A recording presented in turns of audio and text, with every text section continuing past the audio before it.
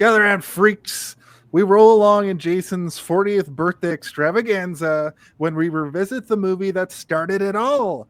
So go back and watch the first 178 episodes. I'll wait. Okay, back? Great. Gather around the internet campfire and gather around the internet Christmas tree because it's time once again for, hey, did you see this one?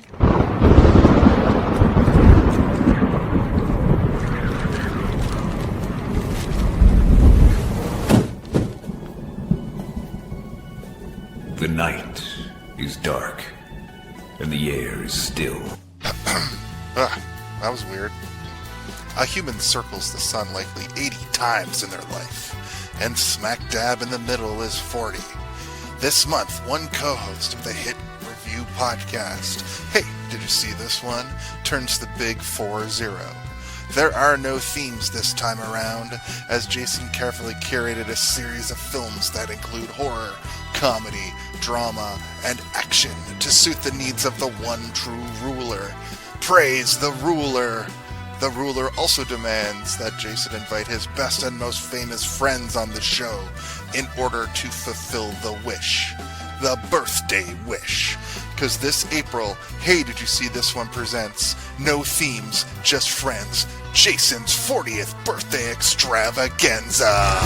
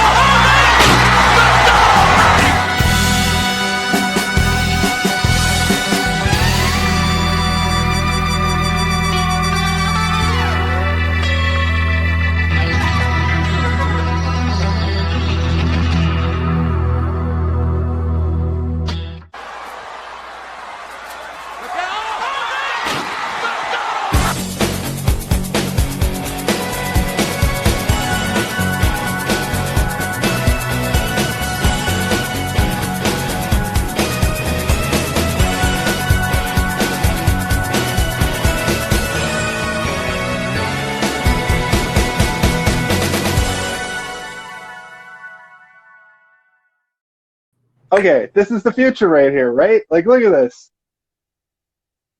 This is the most live that Instagram has ever been. Gotta say.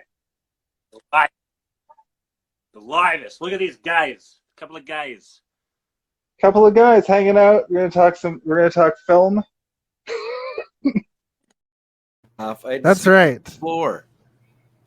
That was a clip from our very first episode of Hey, Did You See This One? Which was, of course, about the episode we're going to talk about tonight. It's episode 100. And that voice, other voice, was not me, just in case you guys were wondering. No, that was our old co-host who's no longer with us. Rest in peace. No, he's still alive. He just anyway. This is episode 179. Hey, did you see this one? If you're playing at home, it's season 3, episode 30. So at least we got a nice round number somewhere. It's my 40th birthday extravaganza. No themes, just friends, where I am going to invite on several of my friends from over the years that I have. And this week, we're covering the very first episode as a redo. I went back and rewatched the very first episode of the show. And we barely talk about the movie. So this is a really good one to sort of start the redos. I think the goal is to ultimately, there's 14 episodes that Steve wasn't on. I would like to redo most of them. Some of them will probably not necessary, but that's right. And like this one? No, I'm just kidding. No, I think this fits the actual theme of the show pretty nicely. It's one of those kind of indie kind of Hollywood hybrid movies that a lot of people will be like kiss kiss bang bang. And also I noticed there's like 3 different movies called this, so we all watched the same one, right? I watched one from 1927. That's what we're Shit. talking I about. watched Chitty Chitty Bang Bang. Is it the same? And Flubber? also what's also interesting is Val Kilmer passed away literally last week. I didn't plan this. Yeah, I thought this was just not- marketing on. I thought you were just. Yeah. I click-clacked him by natural causes. Sorry. Jesus. But He was a what's very special- talented and handsome man. It's true. What's special about this episode is that our guest this week, Jared McGinnis, returning to the show. Welcome back to the show, Jared. Welcome back to the show. Welcome back to the show. I know what to do. There we go. Oh, there they are. The studio audience. I'm not Jared the one actually- Light on seen in video time. clips this week. There it is. You gotta turn the light on. Jeez. Yeah, I forgot to hit the applause sign. Now it's stuck on. Jared actually showed me this movie in the first place, so I thought it would be great to have him come on and talk about it. We'll talk Did we about watch that the in commentary too together? I think I was like, you have to watch the commentary. Is I it don't Just know. when Shane Black? DVD commentaries was a big deal, Yeah. and it's the three of them, and it's one of the funniest Oh. commentaries ever. Yeah. So It's back if when you they get used a to like chance, smoke weed and drink like in the alley behind the recording studio and then come back in and be like, hey, let's talk about this freaking flick. yeah. Well, you get some good ones like Armageddon, Ben Affleck's famous commentary of that movie. It's just fucking hilarious. I've brought it up on the podcast many times. Any Ridley Scott commentary is amazing because Yeah. his movies are always super long and you can hear him drinking wine while he does it and like munching on beer nuts and he's just He like, just drones. I'm a fucking genius. He just talks about how he's a genius the whole time. And you're like, oh, this man is amazing. This is how we set this shot. It's kind of boring stuff, but these guys were funny. These guys are actually funny. I laugh very hard. Right. Good movie. Good choice. Yeah, I Some I issues. have a bit. Well, we're gonna talk about that and more. Before we even get to our brief history, let's see if Zardos is around. Zardos. I think I saw him floating around somewhere. Zardoz speaks to you. He demands you synopsize this film. Tell him how, why, who, what occurs in this film. That's right. It's time for a brief history. Thank you, Zardos. We don't. You're give him- welcome. Peace. we don't- Oh, If we don't, if we don't give him the brief history, he will shoot little tiny men and weapons all over the place, and they'll have a Okay. weird war. But that's a different movie. Jared, I am wearing Would my you be- leather thong straps underneath this shirt. I didn't realize there was even a connection. Mhm. would you be comfortable with giving us a brief synopsis of this film? Just like, like a paragraph's worth, just a few sentences. This film is a film about films in some aspect. There's a lot of narration going on, but if you just want the storyline, Yeah. a guy who's kind of a criminal thief in New York is running from the cops. He goes into an audition to hide. He gets picked up. He gets taken to Los Angeles because they think he's auditioning, and they want to insert him into a contract situation. And in doing so, he gets hooked up with a detective because that's what the movie's about. And he goes on an actual private detective adventure, and it's a love story.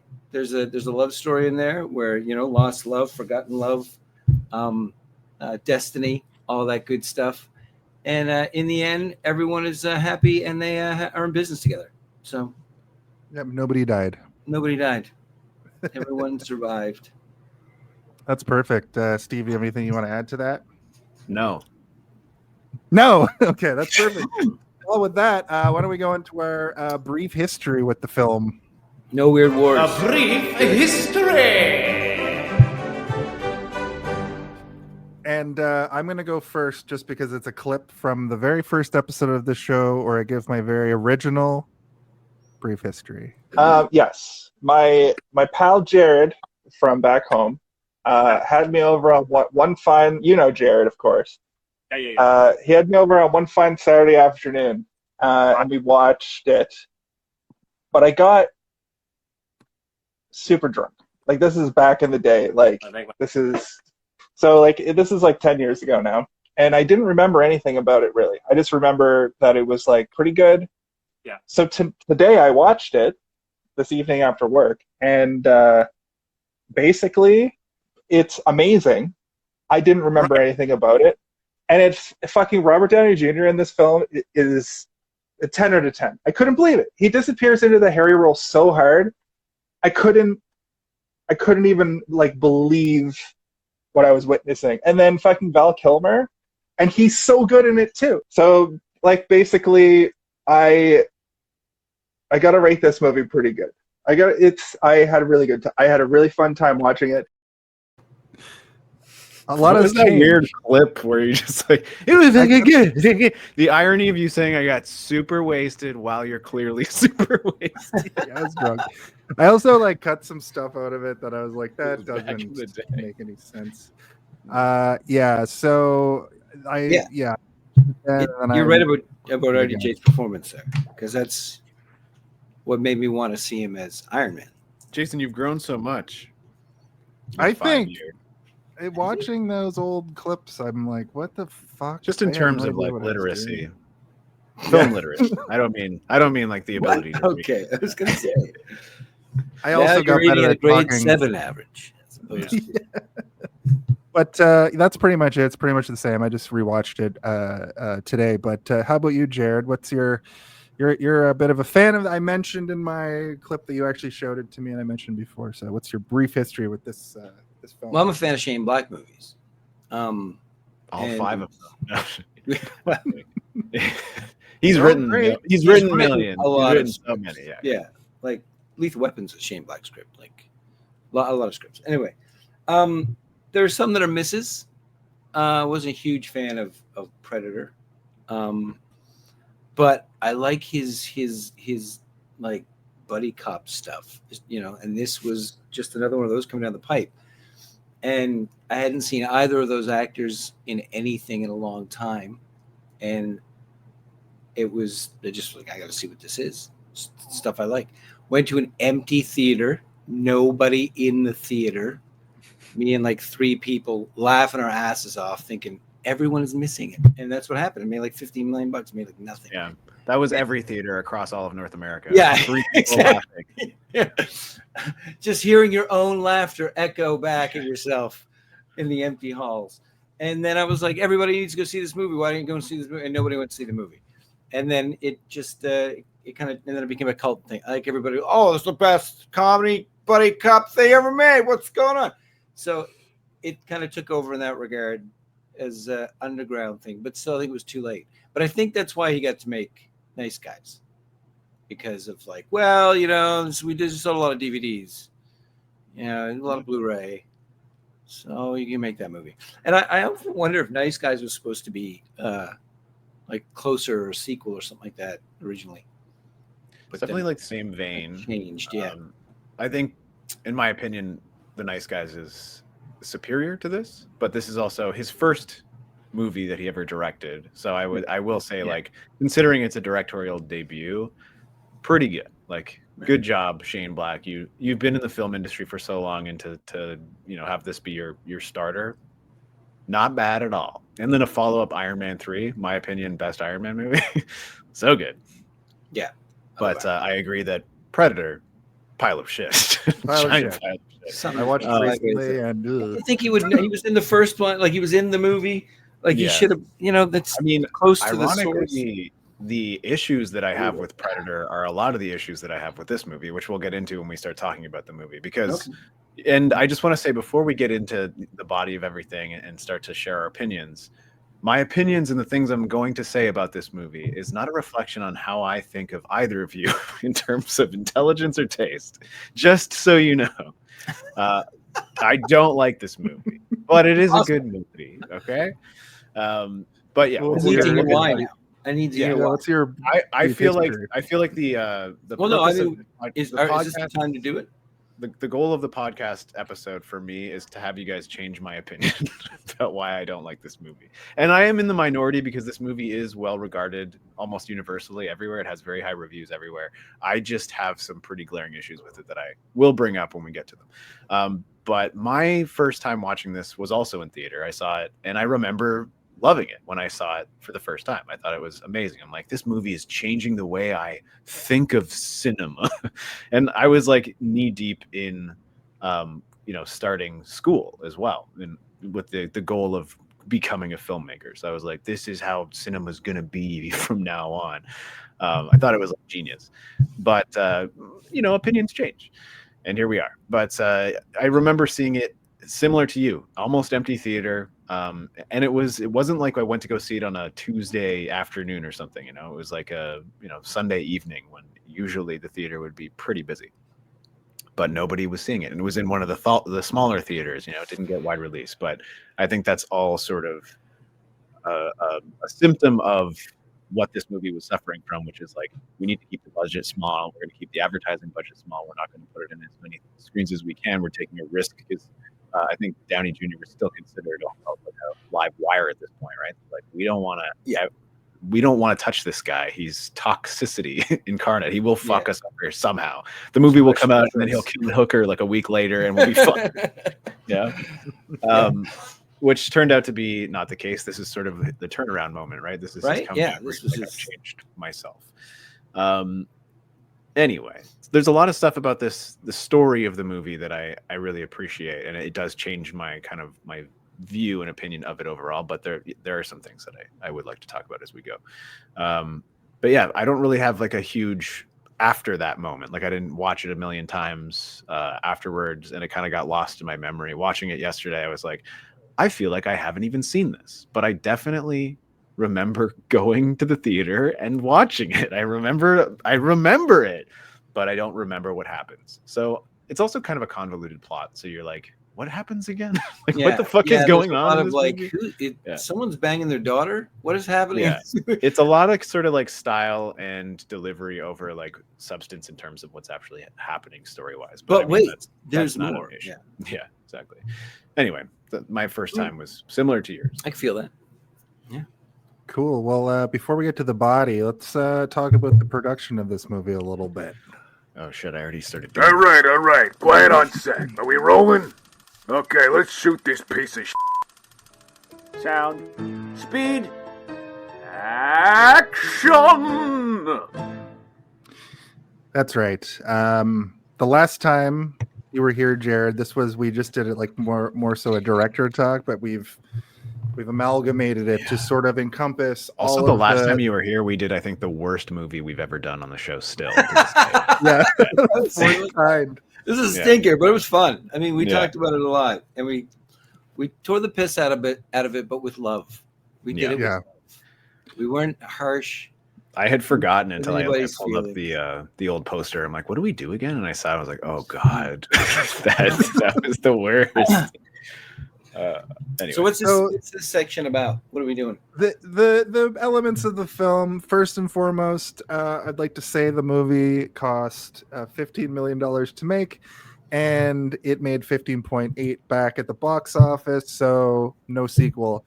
It is, of course, directed by Shane Black. I'd like to admit to you guys that I didn't realize that Shane Black only wrote the Lethal Weapon movies and Last Action Hero and that. I thought he directed all of them, but he really only directed Iron Man 3. We did Last Action Hero on the show.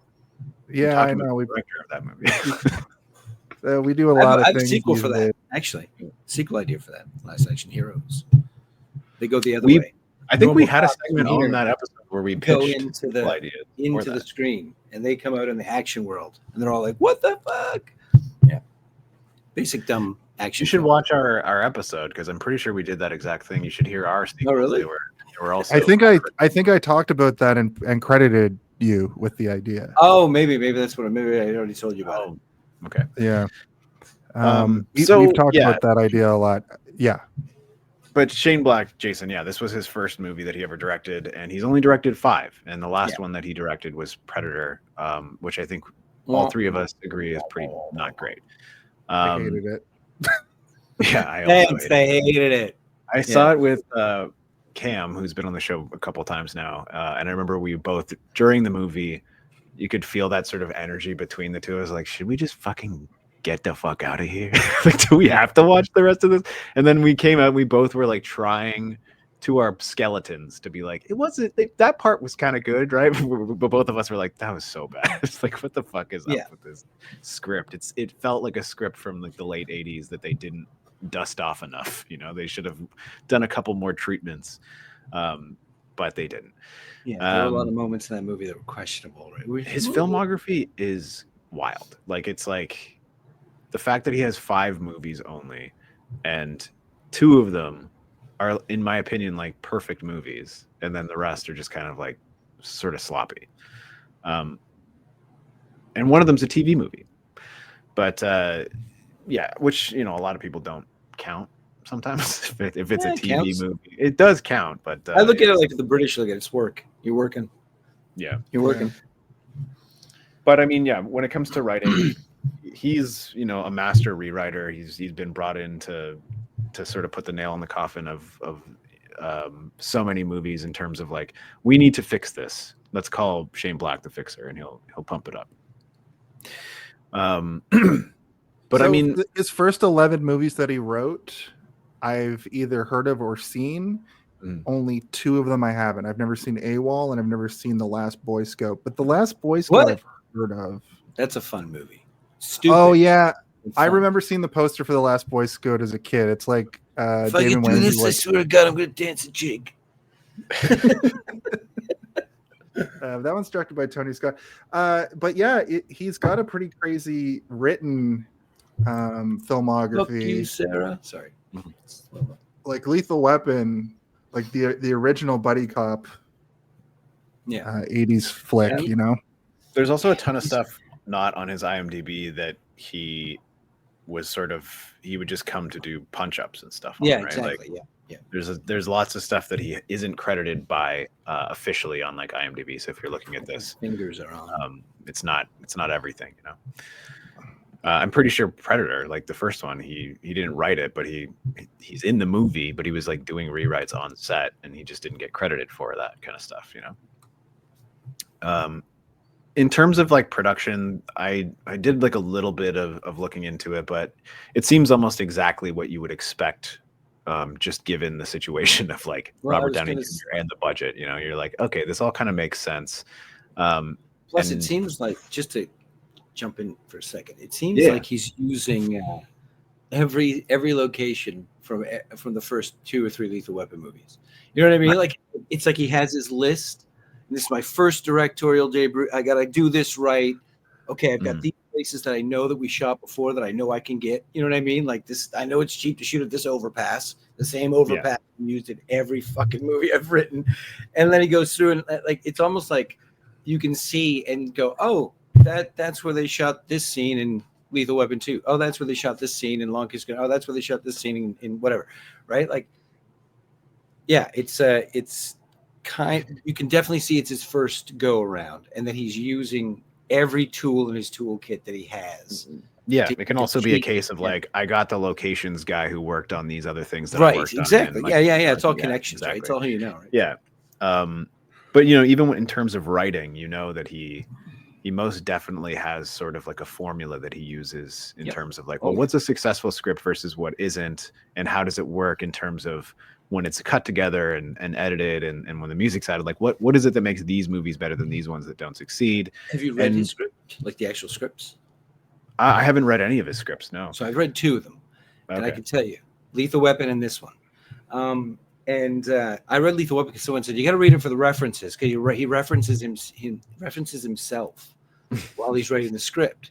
So there's like one scene where he's talking about there's a big pile of money on the table, like the money I'm going to be paid for this script. And it's like shit like that through the script, like this cocky kind of writing through the whole script. And it's this, it's kind of the evolution of that with Kiss Kiss Bang Bang, where it's now he has all this experience behind him of the industry. And that's why there's so much industry reference in the script, because it's coming back on him, right? Like what he knows, him writing the script. It's a and it is it's based off a book, but I feel the like story is not the screen story, just the right, story. but Yeah. it does feel like a self-insert almost because it's like an unreliable narrator story, sort of doing a narration over top of it. And what you just told us about him writing in the Lethal Weapon script, this feels like he's telling this story to us almost, because he wrote the screenplay for this as well, right? Yeah. And I just wanted to mention the cinematography stuff in this was really cool because like New York at night felt really lived in. It felt really like what you would expect New York at night. Los Angeles at night, whenever that's depicted in film, it looks a certain way. But then the use of color a lot of times is really interesting. Like the scene from when they're talking to the orderly guy and it's like that neon blue, and you get that like uneasy feeling from the blues and stuff. Like I thought that was a really interesting use of color. And there's a lot of that going on in this. Whenever they show like the park and then the overpass and that and all the greenery, it really pops, even though it's nighttime. So This those is were one of just the things little that things I kind of noticed. doesn't age well for me is that sort of like over contrasted, like overblown contrast, where I'm like, okay, just relax. You can color correct things like as much as you want, but like blowing it out like this is. It works because the characters are also overblown and everything, like, so it almost feels like it's meant to be caricaturized, and they do that with the color temperature and stuff as well. So I don't hate it, but it is one of those things that is very of the era that like people don't really do it anymore. Not necessarily unheard of, but at the same time, like I'm kind of glad people have cooled off on it a little bit, because there was a time there where everything was oversaturated, and I'm like, it hurts. Like it's like looking at like a Skittles wrapper for like every fucking movie you watch, you know. Yeah. But then it swung the other way for a while with Christopher Nolan, where everything was undersaturated, and it's like everything looks like it's a muddy puddle, and you're like, there's that Snyder movie where it's just grays. Yeah, so it's important to kind of find somewhere in between, I think, and it totally depends on the movie that you're making as well. So I do think that like it's not to the detriment of this movie. It feels kind of dated to me. It feels like I'm watching a movie from the early 2000s. Which Robert Eggers' use of shades of gray and black in like the Norseman and Witch, the Witch. That's a different story though. Yeah, so that's an example. That's an example of like that the undersaturation is there because you want everything to feel faded and old and worn, right? So, and even the people are meant to feel like they've been stretched so thin and aged. It's like an 8-year-old is meant to feel like an 80-year-old kind of thing. So like it works, and like it's appropriate for the film. If imagine they overcranked saturation in something like that, like it looks like Chitty Chitty Bang Bang, but it's fucking like Robert Eggers' blood flying away. Yeah. Oh yeah. His coat's like bright red and blue shirt. And yeah. But then you look at like Green Tim Burton's socks. like Sweeney Todd, or like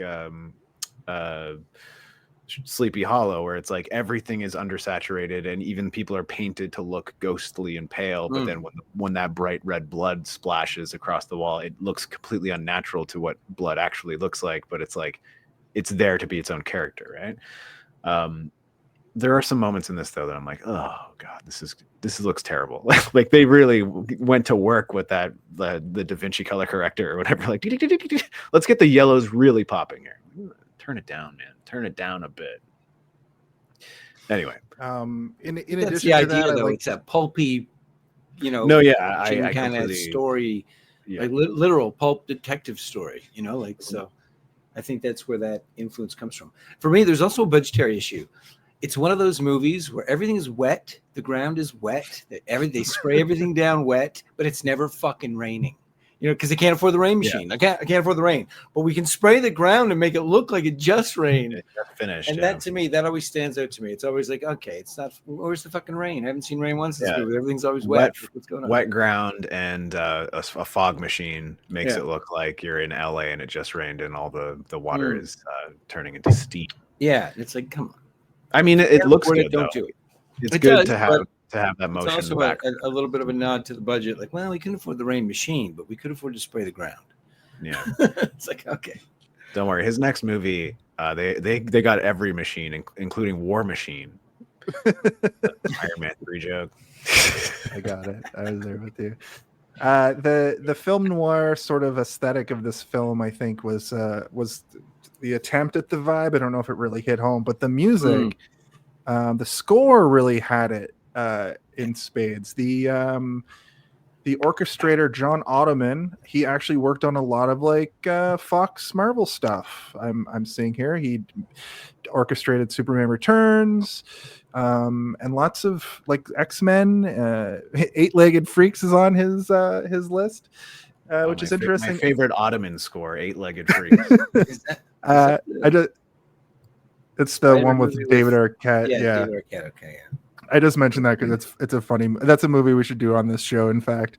But the score really worked for me. That opening sequence was really cool. It kind of sets the pace, I thought.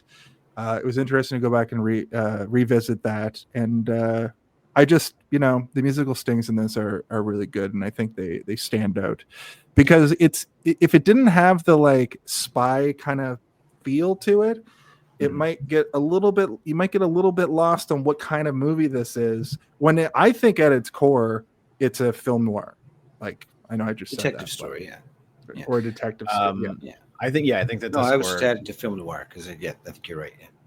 I think the score shines when it is doing the detective-y stuff, but like there are so many scenes that if you were to just strip that soundtrack away, it would just be a guy walking down the street, that's, he's not solving a crime. He's leaving his childhood sweetheart's home, and they put the noir score there to like it's like, oh, a crime's gonna happen soon. I know because the movie is telling me it with the music they're playing, and I'm already kind of like at this level of annoyance where I'm like, oh no. Is this movie going to be telling me everything, like broadcasting everything? So I'm on high alert at this point. And but I'll also say that like the rest of the score outside of the detective-y stuff, it didn't even really kind of register with me. So like it just kind of faded into the background, which music is generally supposed to do unless you're watching like an epic or like a superhero movie or something. When the theme starts, you're like, oh, they're about to punch, they're gonna kick soon, they're punching and kicking, I can tell. Yeah. That's why I shut the score off in video games, because they're not movies. I prefer to play a video game like it's real life. I don't want the music telling me what's coming up. You come around the corner, all of a sudden the music goes dun, dun, dun, dun, dun, dun. You're like, okay, I'm gonna get attacked by a fucking, I'm gonna fight something here. So, but I think movies do that intentionally anyway. I think the music is supposed to. I have to respond to you and say that's insane. That's an insane take. I love video game music so much. No, I don't want it telling me what's going on. I want to be in the game. Like if I'm playing a game like Ark, a survival game or something, I don't want the music telling me something's sneaking up. I also walk around in real life with video game music playing in my head to like make it feel like I'm not in real life. So like I kind of escapist in the other direction. Yeah. Well, I go so far as that I soundtrack my own life so that I don't have to deal with the reality. That's a little different then. Mm-hmm. Different take. Yeah. Mm-hmm. Not a bad take. Not a bad take. So I also wanted to take this opportunity because Steve, you have a background in film, and Jared, you have a background in film, and you're actively in the film industry now. Something that I've been trying to, as somebody that's like a kind of a student myself of film through this podcast, editing. I'm looking now at movies, trying to see good editing, but I don't know. I'm unaware. I don't know what I'm looking at when it comes to that. You'll know when we watch stuff that is poorly edited. I feel like if you're watching a scene and you're like, what is wrong with this scene, you'll start to see things, right? Like even really good movies can be brought to their knees by poor editing. And I was watching a clip from, I think it was like Green Book or something the other day, where they had decided to film these characters from certain angles, and this is just like simple camera logic where we're all used to eye lines being a certain way and people facing certain directions. And if you don't film it properly, if you don't have a proper cinematographer who knows what they're doing, it's going to look off. And even if you don't know anything about it, your brain is still going to be like, this looks off and I don't know why. And usually it is the editing. So that's that's a good take. I like that. That's what I thought. Like, that's what I'm like. Yeah. So what I'm The looking editing in this for- movie is Fight good. I will scenes say. too. Fight scene editing. often- that's where it really shines. A good editor often can do the fight scene. I often forget that like a movie isn't just all filmed one scene after another in succession. I often because I'm kind of a layman when it comes to that. I'm like, oh, I'm watching this thing and I'm getting the information visually and auditorily like as it's happening. But there's a lot of times when Sometimes they people are do, talking. but yeah, most of the time they don't. Yeah, they're talking, and the reaction, a reaction shot to somebody reacting may have been filmed completely separately. So these are the kinds of things that I'm looking out for. Now, I want to ask you guys, was there any egregious editing choices in this film? I thought most stuff looked right. It looked okay. No, yeah, I don't think there wasn't any poor editing. I think there was actually some pretty good editing, and I think there was some fun camera work in this movie that was beneficial to the storytelling, and also like if something it wasn't necessarily all that interesting, they found at least an interesting way to film it. Whether that be like they call it out directly with the voiceover. Like, what? Yeah. Why do we have that scene? There's a boring scene. Nothing happened. The camera didn't move. Like, you know. Yeah. Could Is it that why you're be? bringing it up, Jason? Because the movie was literally yelling at you to pay attention to editing. Well, a little bit. It's interesting that we covered this movie when I'm now hyper focused on it because I'm trying to learn this facet so we can I talk will about say- it during this particular segment. But I thought that there was some like what I thought was good stuff. Especially my favorite shot of the movie specifically is the from in van shot of the coffin flying out the back of the van. Yeah, I thought that that's was a cool cool. shot. I thought that was cool as hell. But in But that the same movie doesn't scene, have there's some anything else confusion. that's like that experimental. Yeah, I mean, I wouldn't even know if I would call it experimental, but like those kind of shots, those are like stunt shots, right? Like that's not like interesting camera work. That's like, no, this is a crazy stunt that we're now doing. We're launching a coffin out of a car. Like, that's like far more technical than like, yeah, be more of an effect shot if than- no one's in it. yeah, than something we were. Then we were talking about like the fog machine in the background, like how everything's wet. That's all there to make your shot look more interesting, right? They're not doing that because they're like, we want it to seem like it just rained. They're like, no, we want it the image that people are looking at to have more going on, to trick their brains into thinking this is more interesting than it actually is, because there's reflections on the ground and there's motion in the background because of smoke. All of it looks more beautiful, and therefore your mind is attributing positive feedback to the image you're looking at, right? Like, so to you, the movie is good because the image you're looking at is good, right? Yeah. Set deck has a lot to do with it. Yeah. But also there was some when you talk about editing, there was some cutting that wasn't great in that final sequence where he's hanging from the hand and he hits the thing, grabs the gun, and when he falls on the roof, I'm like, did he fall in the car behind them? Did he fall in the car in front of them? Which car is he on? You can't tell what car he's on for like 10 seconds, and then finally it goes, okay, oh, he's on top of their car. So yeah, I mean, even in this, a movie that's got it's supposed to be a quick action sequence, they can kind of lose what's going on for a second if they're not careful. I didn't even really clock that, but like that would be an example, Jason, of like they either didn't get enough footage to be able to convincingly tell you the story they're trying to tell you there visually. So like Jared is watching it being like, what am I seeing? Like what just happened? That would be an example of either bad editing or just lack of footage to be able to like process it. Yeah. Yeah, I was questioning also the distance that he falls and he just is fine. It's a bit like, because it seemed way higher when he was hanging there, but then he went boom and he was just fine. Yeah. And then he's having a shootout through the roof of a car. But I did love fucking magician. He shoots Corbin Bernstein in the chest. Yeah. Okay, cool. Thank you for indulging me on that. This is an ongoing. I've got score down. I got story down. I got budget down. I'm working on editing now.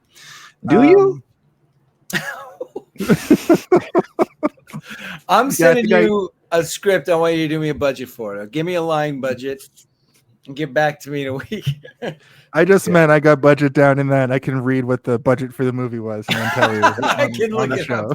That's what I meant about like you've come so far. Your literacy is going through the roof over here. This guy knows how to do a cocaine budget, or did you say line budget? What?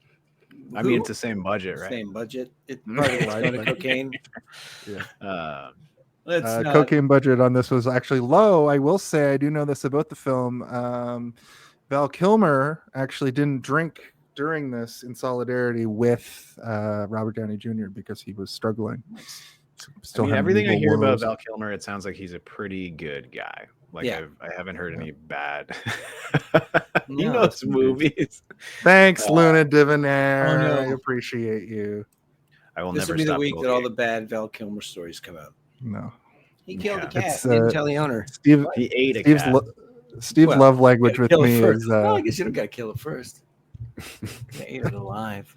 Jared is not listening to you, Jason. Sorry, go ahead, Yeah. Jason. Sorry. So I was gonna say Steve's love language with me is beating me over the head with things until Ow. I get them, because it's important that I learn this stuff. Under if I'm the gonna talk only about it. learn. Understand. Anyway, I'll just should keep we- repeating falsities and out into the universe, spitting things out that aren't true? I know, but my notes have citations now, so Have you been on the internet? Yeah, but this isn't the internet. This is my little tiny piece of the internet where I get Yeah. to tell you you're wrong. It's I got to love be it. truth. Yeah. love I it. heard that Should we Robert get Downey in? Jr. didn't wear lifts for this shoot. Oh God. Yeah, right. Oh, he's pretty short. Actually, I in was this gonna say movie. he looks the proper height in this movie. He doesn't look Yeah. like he's looking up to people in this movie. He doesn't look like He's not the tallest eye to guy in eye the with show. Yeah, with Chris Evans. I Chris don't Evans think he is was wearing the lift 6'3". shoes. I don't think he was. I think he left the lift shoes at home for this one. I think that's probably supposed to be part of his character is that he's short as well, right? Because Yeah, well, I mean that like, works too.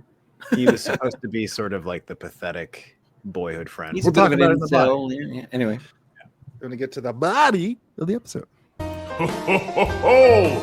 Everybody back up, because here comes the body of the episode. Boo-dee-doo, beep, beep, boo. That's right. We've made it. It's kind of a Yeah. sexy movie, I guess. There were some, if for the heterosexuals out there was some horny stuff in it that was pleasing to the eye, I'll say.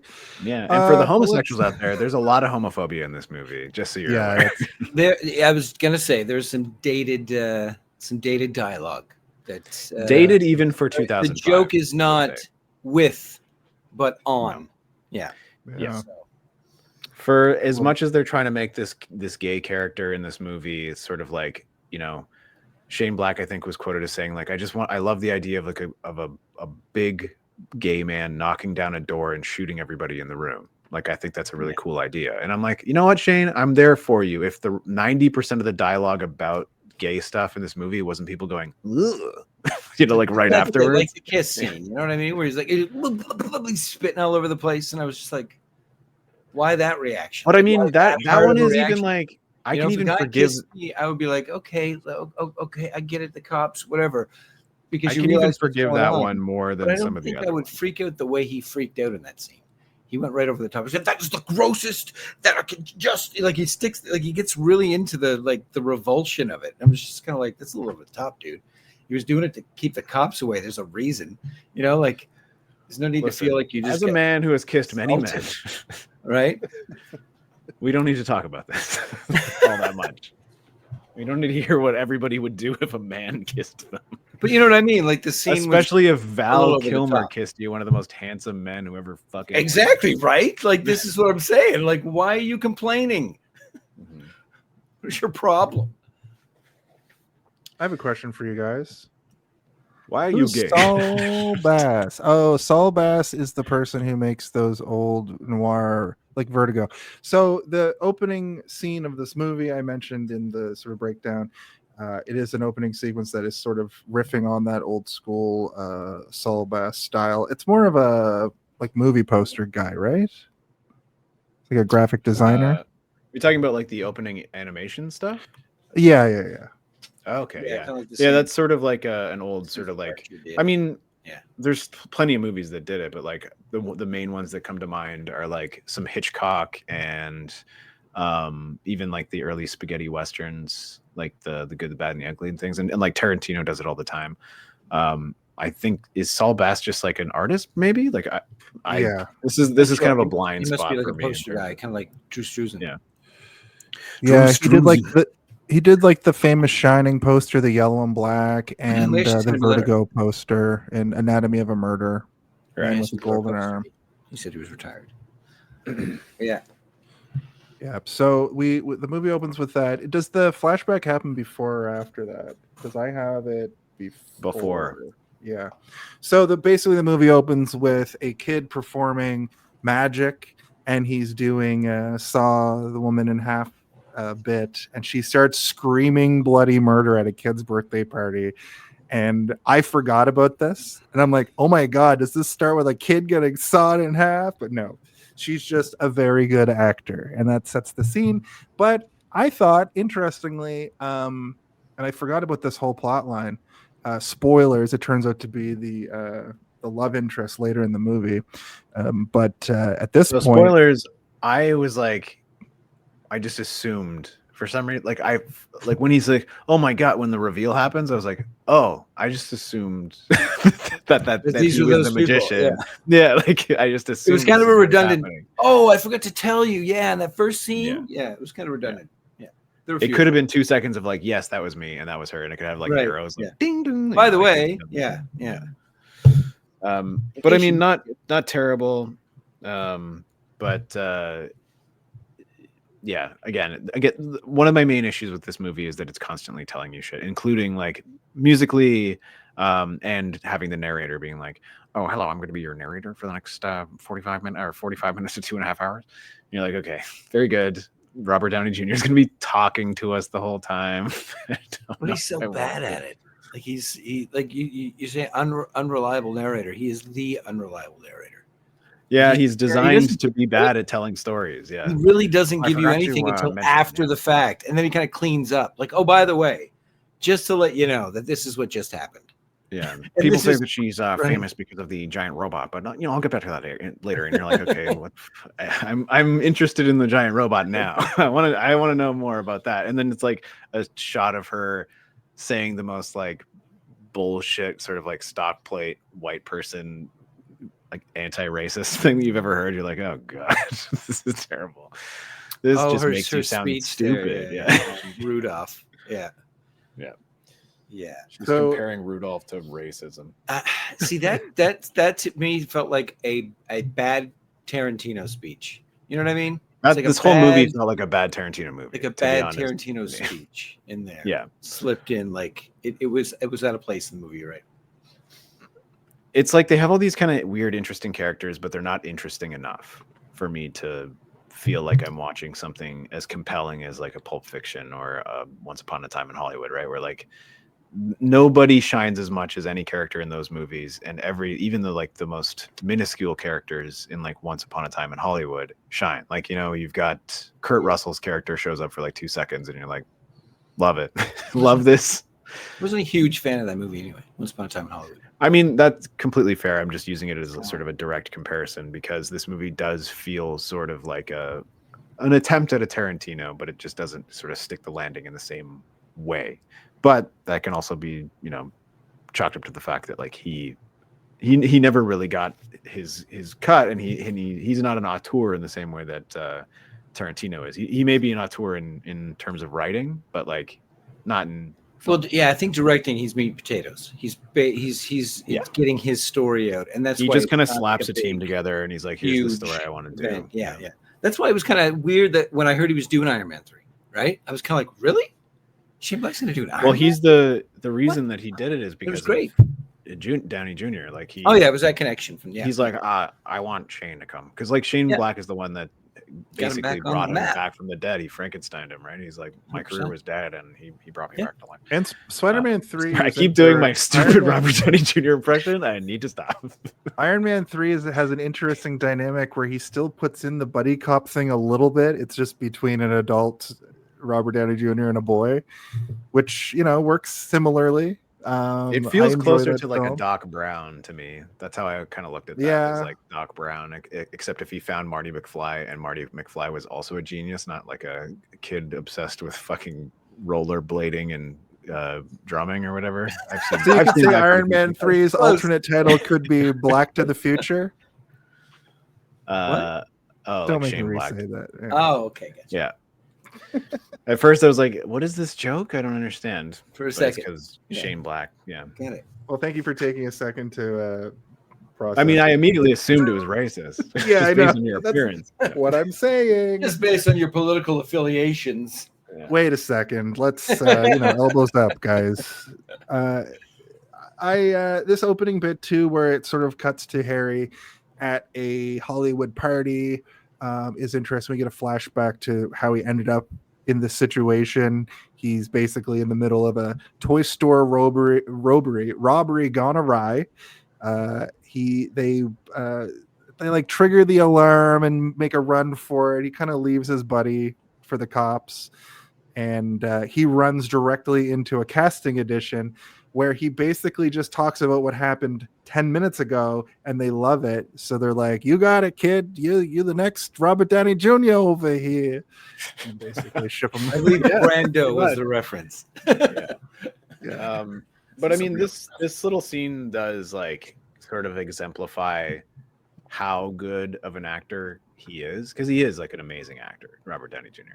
I would agree with that, yeah.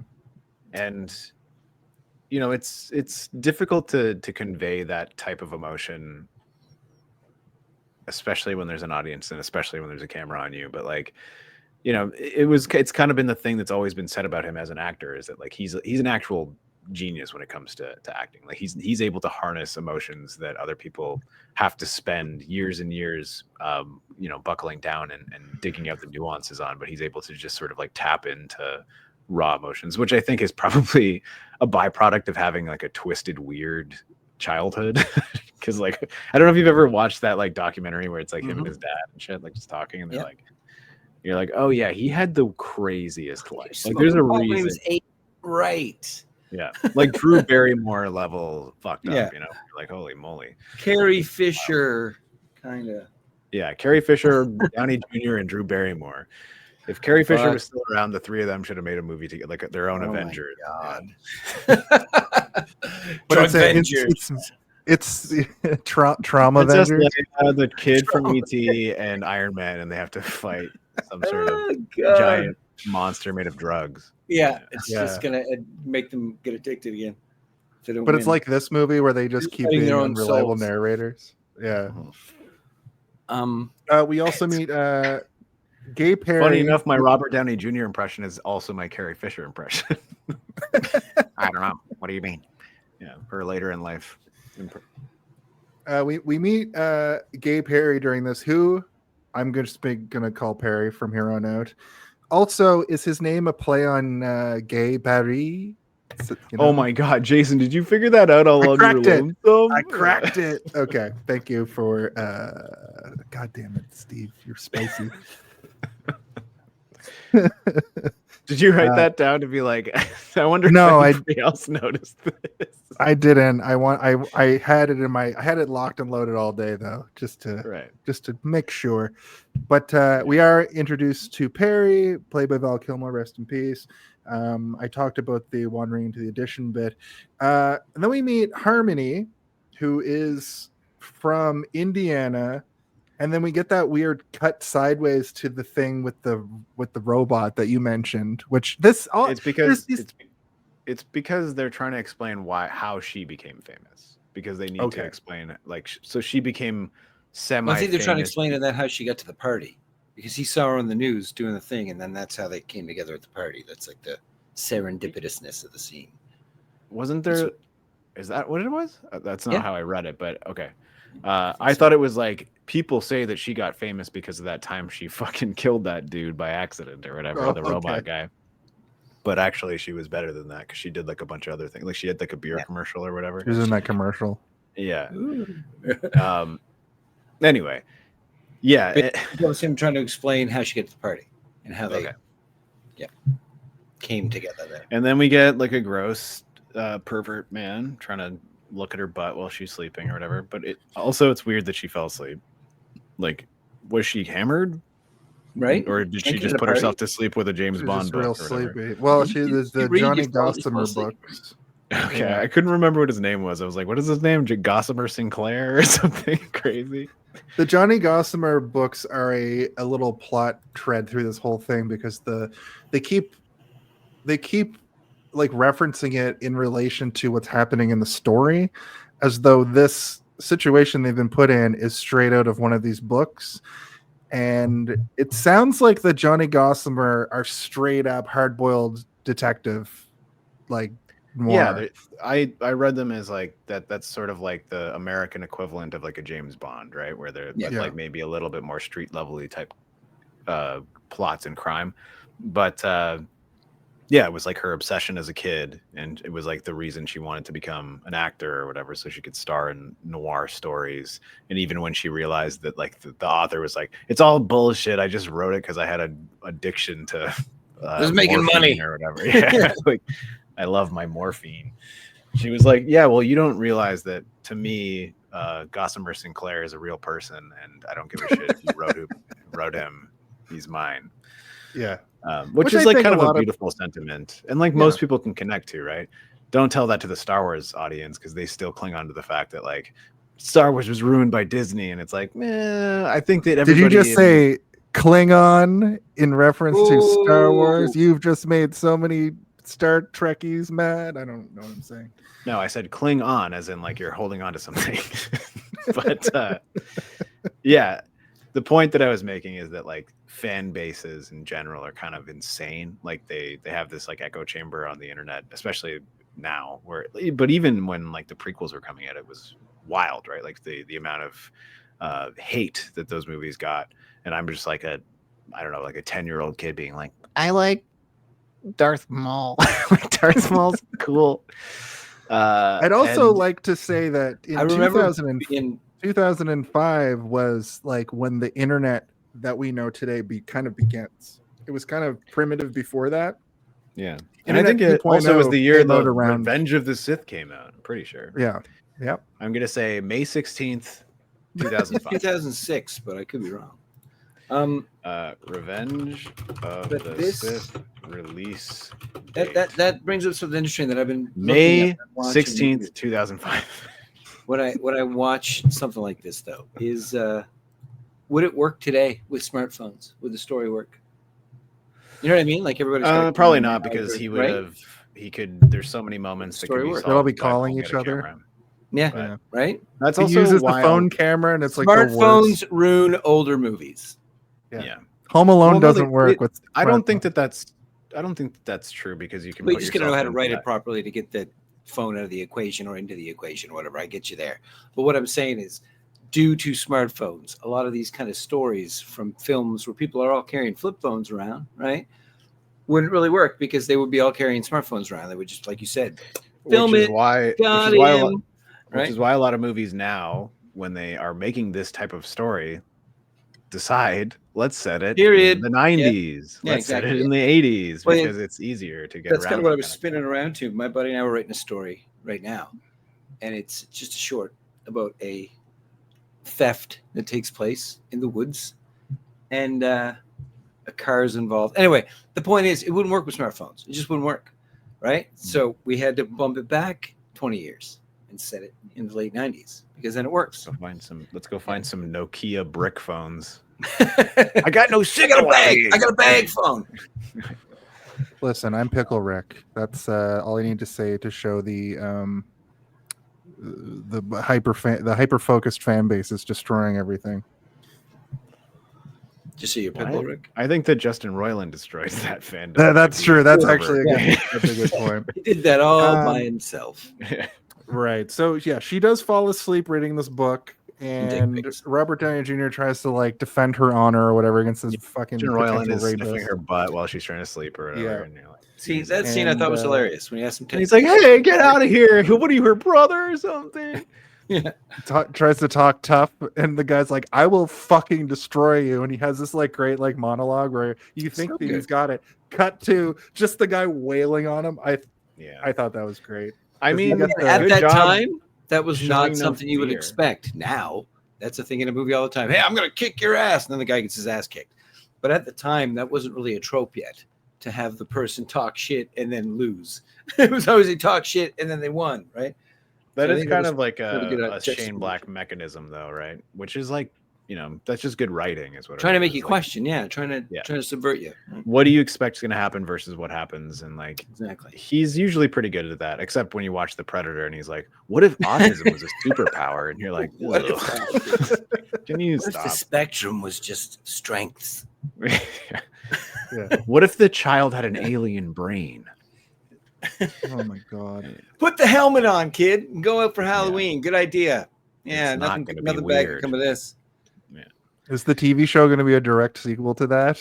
Well, there's that like, no, it's not. There's a also it's an alien TV show, not a Predator TV show. Is there Didn't a that Predator end There's a with TV them show? Predator, something they're like making a some- Predator show too, apparently. They sent Oh, I the thought kid they were like a just gonna suit keep of making armor or movies. something. Is that how it ended?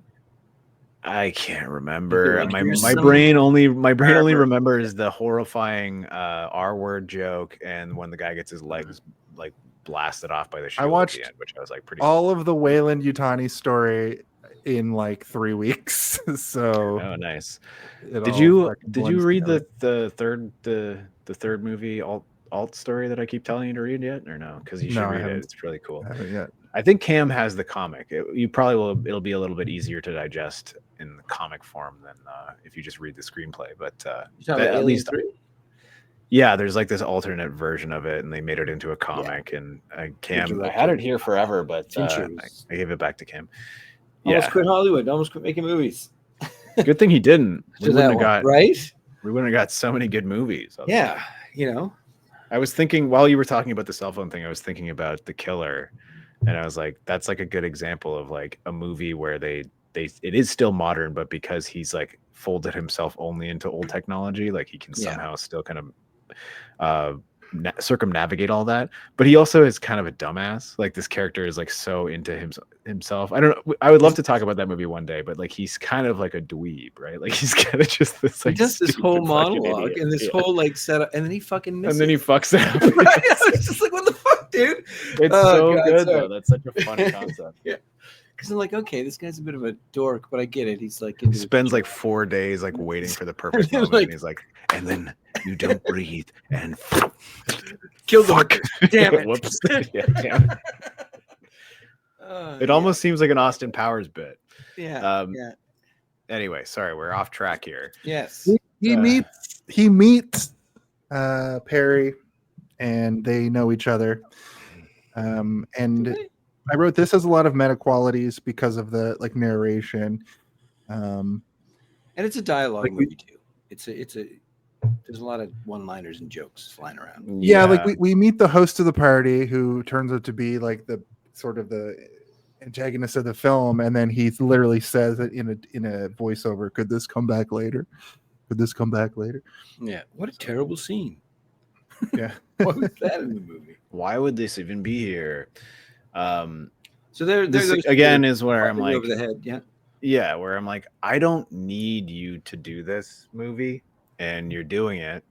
But I think the idea there is also for you to then throughout the movie suspect other things that are going on that are, it's almost like a misdirect in a certain way. But again, I'm kind of like hyper vigilant at this point because the movie's already trying to force me to feel things. And I'm like, I don't like this. Stop talking to me like this. I think it's also trying to go down that noir street. You know, it's trying to have that voiceover. No, for Yeah, sure. They met want to him, blah, have blah, the blah. old like, But they want to I- subvert that again. He wants to subvert and not just give you a straight voiceover.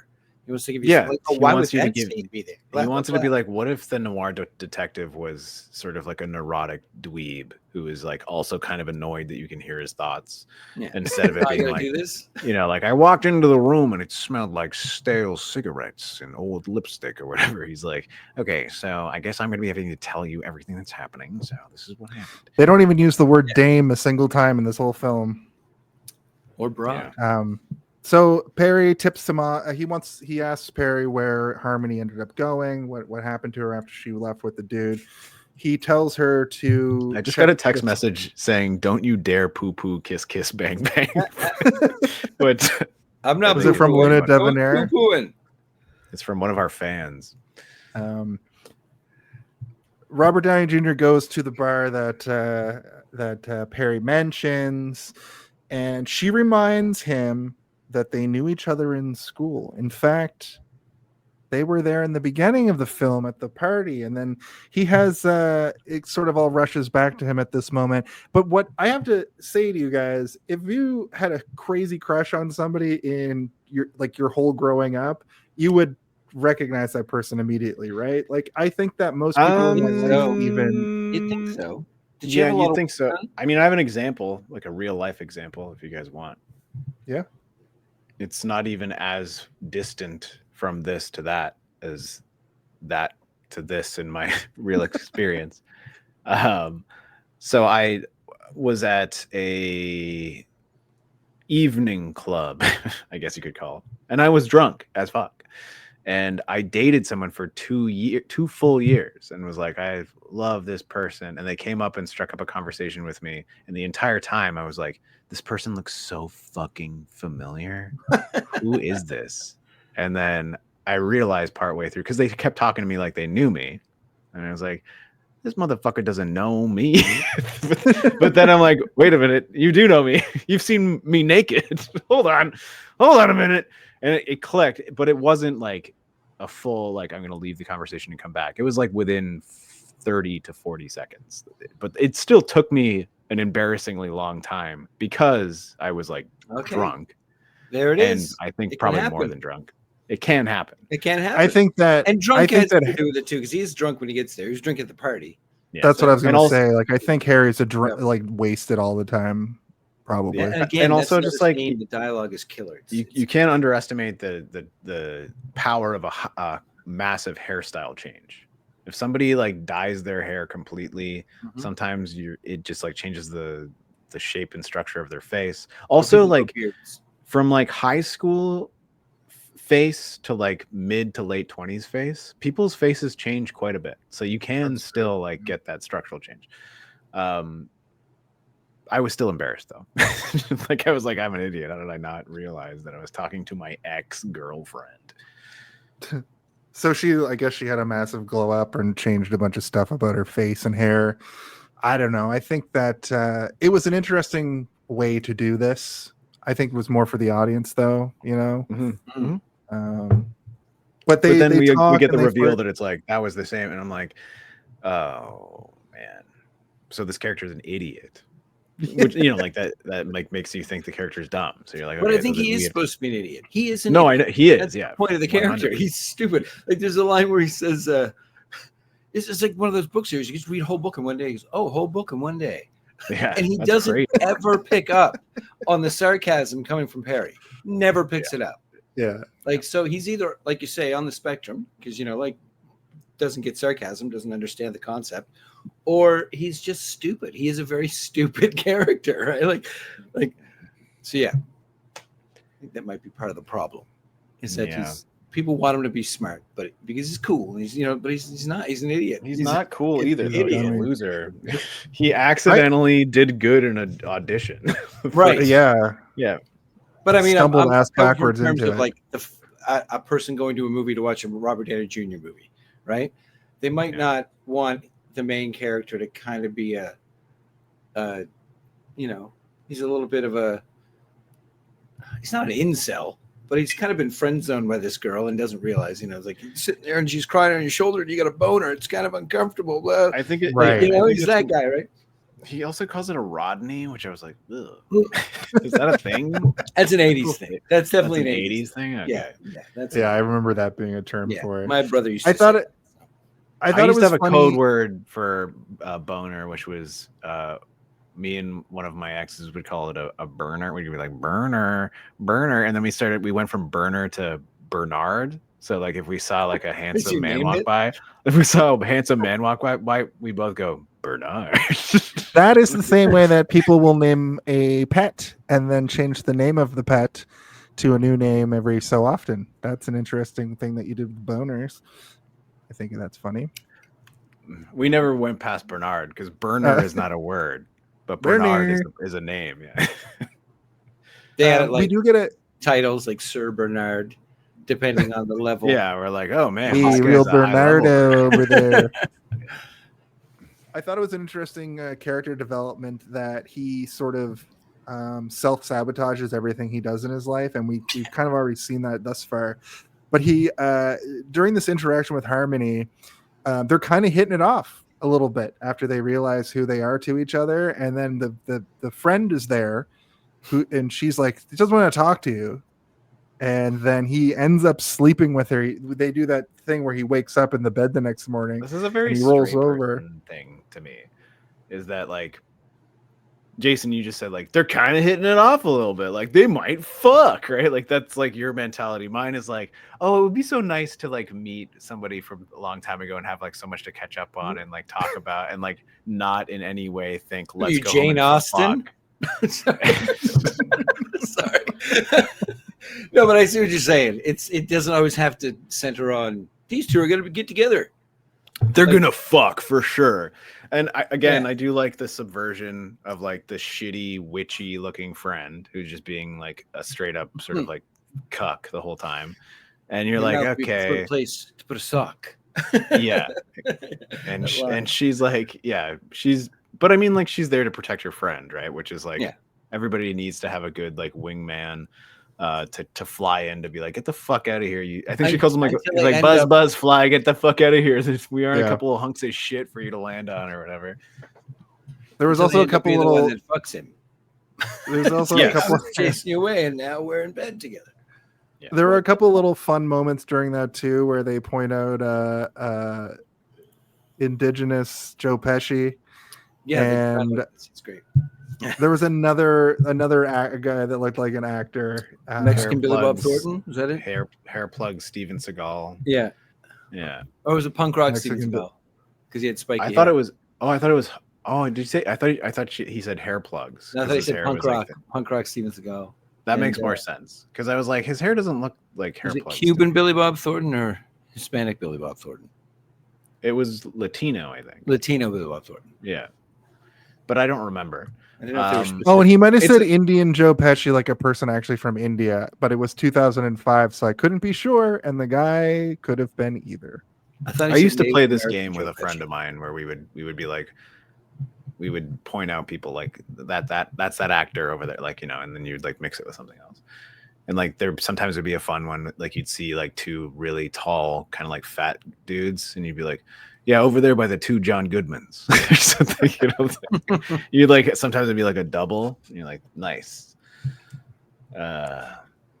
So, But also yeah, rude. Like it's a rude game to play. Good thing It really I'm not is. good thing I'm not rude anymore. no, it's a good thing you don't say the John Goodmans.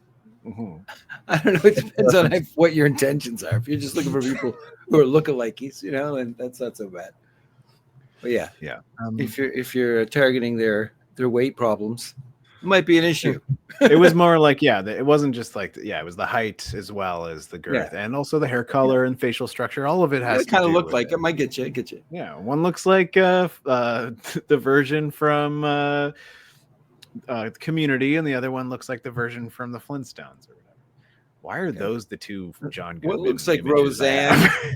and the other Roseanne one era. Yeah. John Goodman was like Monuments Man, kind of Monuments. skinny for a while too. Before Righteous Gemstones, he put a little bit of weight back on for that, but he was kind of he thin was. for a while. He was getting svelte. Yeah, he was stripping it Yeah. off. It also just Um, happens when you get older, right? You get older, and the Right. doctor says, you know, Right. you want to The live. doctor's like, you better stop. Yeah. I saw. Have you You like know the breathing? comedian Ron? Well, you better lose the weight. You know the comedian Ron White, Yeah. The guy with like the drink. cigar and whiskey guy. Yeah. Give to you what's going on down there. I saw him today, and he looks like a different person. He looks like RFK Jr. Oh God, you're gonna say something good. No, he's looking meat rough, but he's pile. skinny. You tell me? He's skinny. RFK is more jacked. He's like a muscle guy. Yeah. We'll Yeah. we'll I call heard it he's- that. I heard he's gonna try and take over Gotham City soon.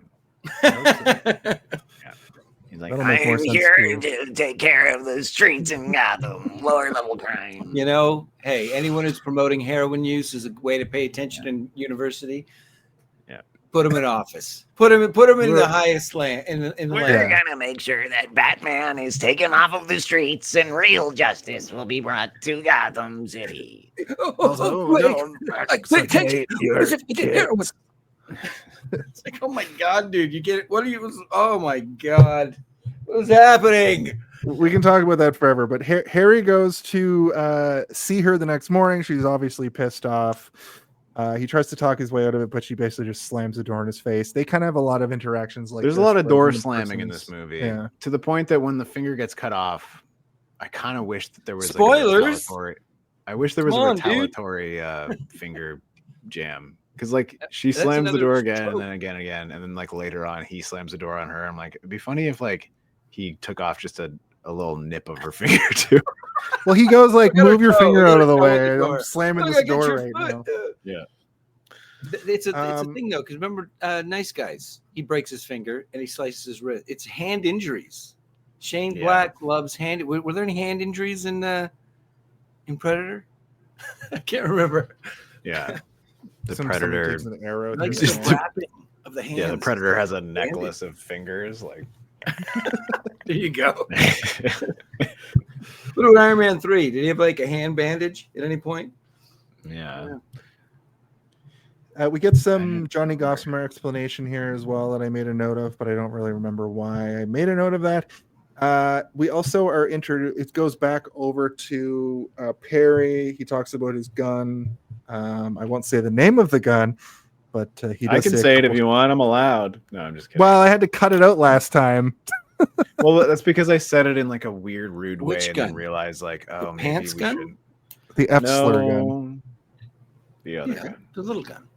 I don't Couple think they're shots the same and- gun, are they? Yeah, it's the Do same. you know why it's called that?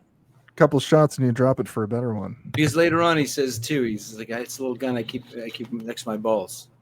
It's the same Next to gun. my balls. Yeah. It's such must a have great big scene. balls. How did you You guys keep get them away? back. I shot him with a little gun I keep by my balls. It's like, what the fuck? Who writes that? Come on. That's funny. It's so good. Anyway, So at this point in the movie, it's sort of been revealed that Harry is sort of, kind of a protege of Perry. He's trying to learn how to be a private dick a little bit. I think they go on a stakeout together here, and this is before really the story is No, unfolding. well, that's the point. He's been He tells hired to he's been hired to take him to learn how to be a detective for the movie that he's been cast in or whatever. Oh, yeah, at the yeah. party he That's tells the him just before he leaves. So tomorrow I'll pick you up. You got to come on a thing with me just so you can learn the ropes for your role. Yeah. He's like, oh, and And that's then when he's gonna like, "Well, what are talk you gonna do? Solve a crime?" And he's like, "I'll probably just go to some old guy's house and watch him for a while." Like, Yeah, that's usually how it goes. Exactly.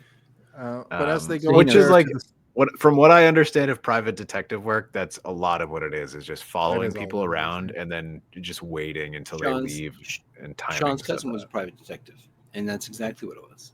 He said there's a lot of sitting in your car, try to take pictures of people. Mhm. Like, you can't really take a picture through the window. You know what I mean? Like, you got to get them at the door kissing or something because you can't breach their privacy while you're trying to. I would sneak- get crazy photo with of it. I would like have costumes and stuff and like weird like those like old photos with like the curtain over someone being like watch the birdie or whatever. Like I would dress up as one of those guys in the park. You just have like a nice brand new camera inside that giant box. Yeah, or it'd have But like you a still bunch have of that balloons, and you're unnecessary like, flash. cam. balloons. Hello, would you like to buy one for your mistress, perhaps? It's like, You no, pull your I- beard and it takes a photo. Yeah. Why is Oh, your according lapel to- making those noises?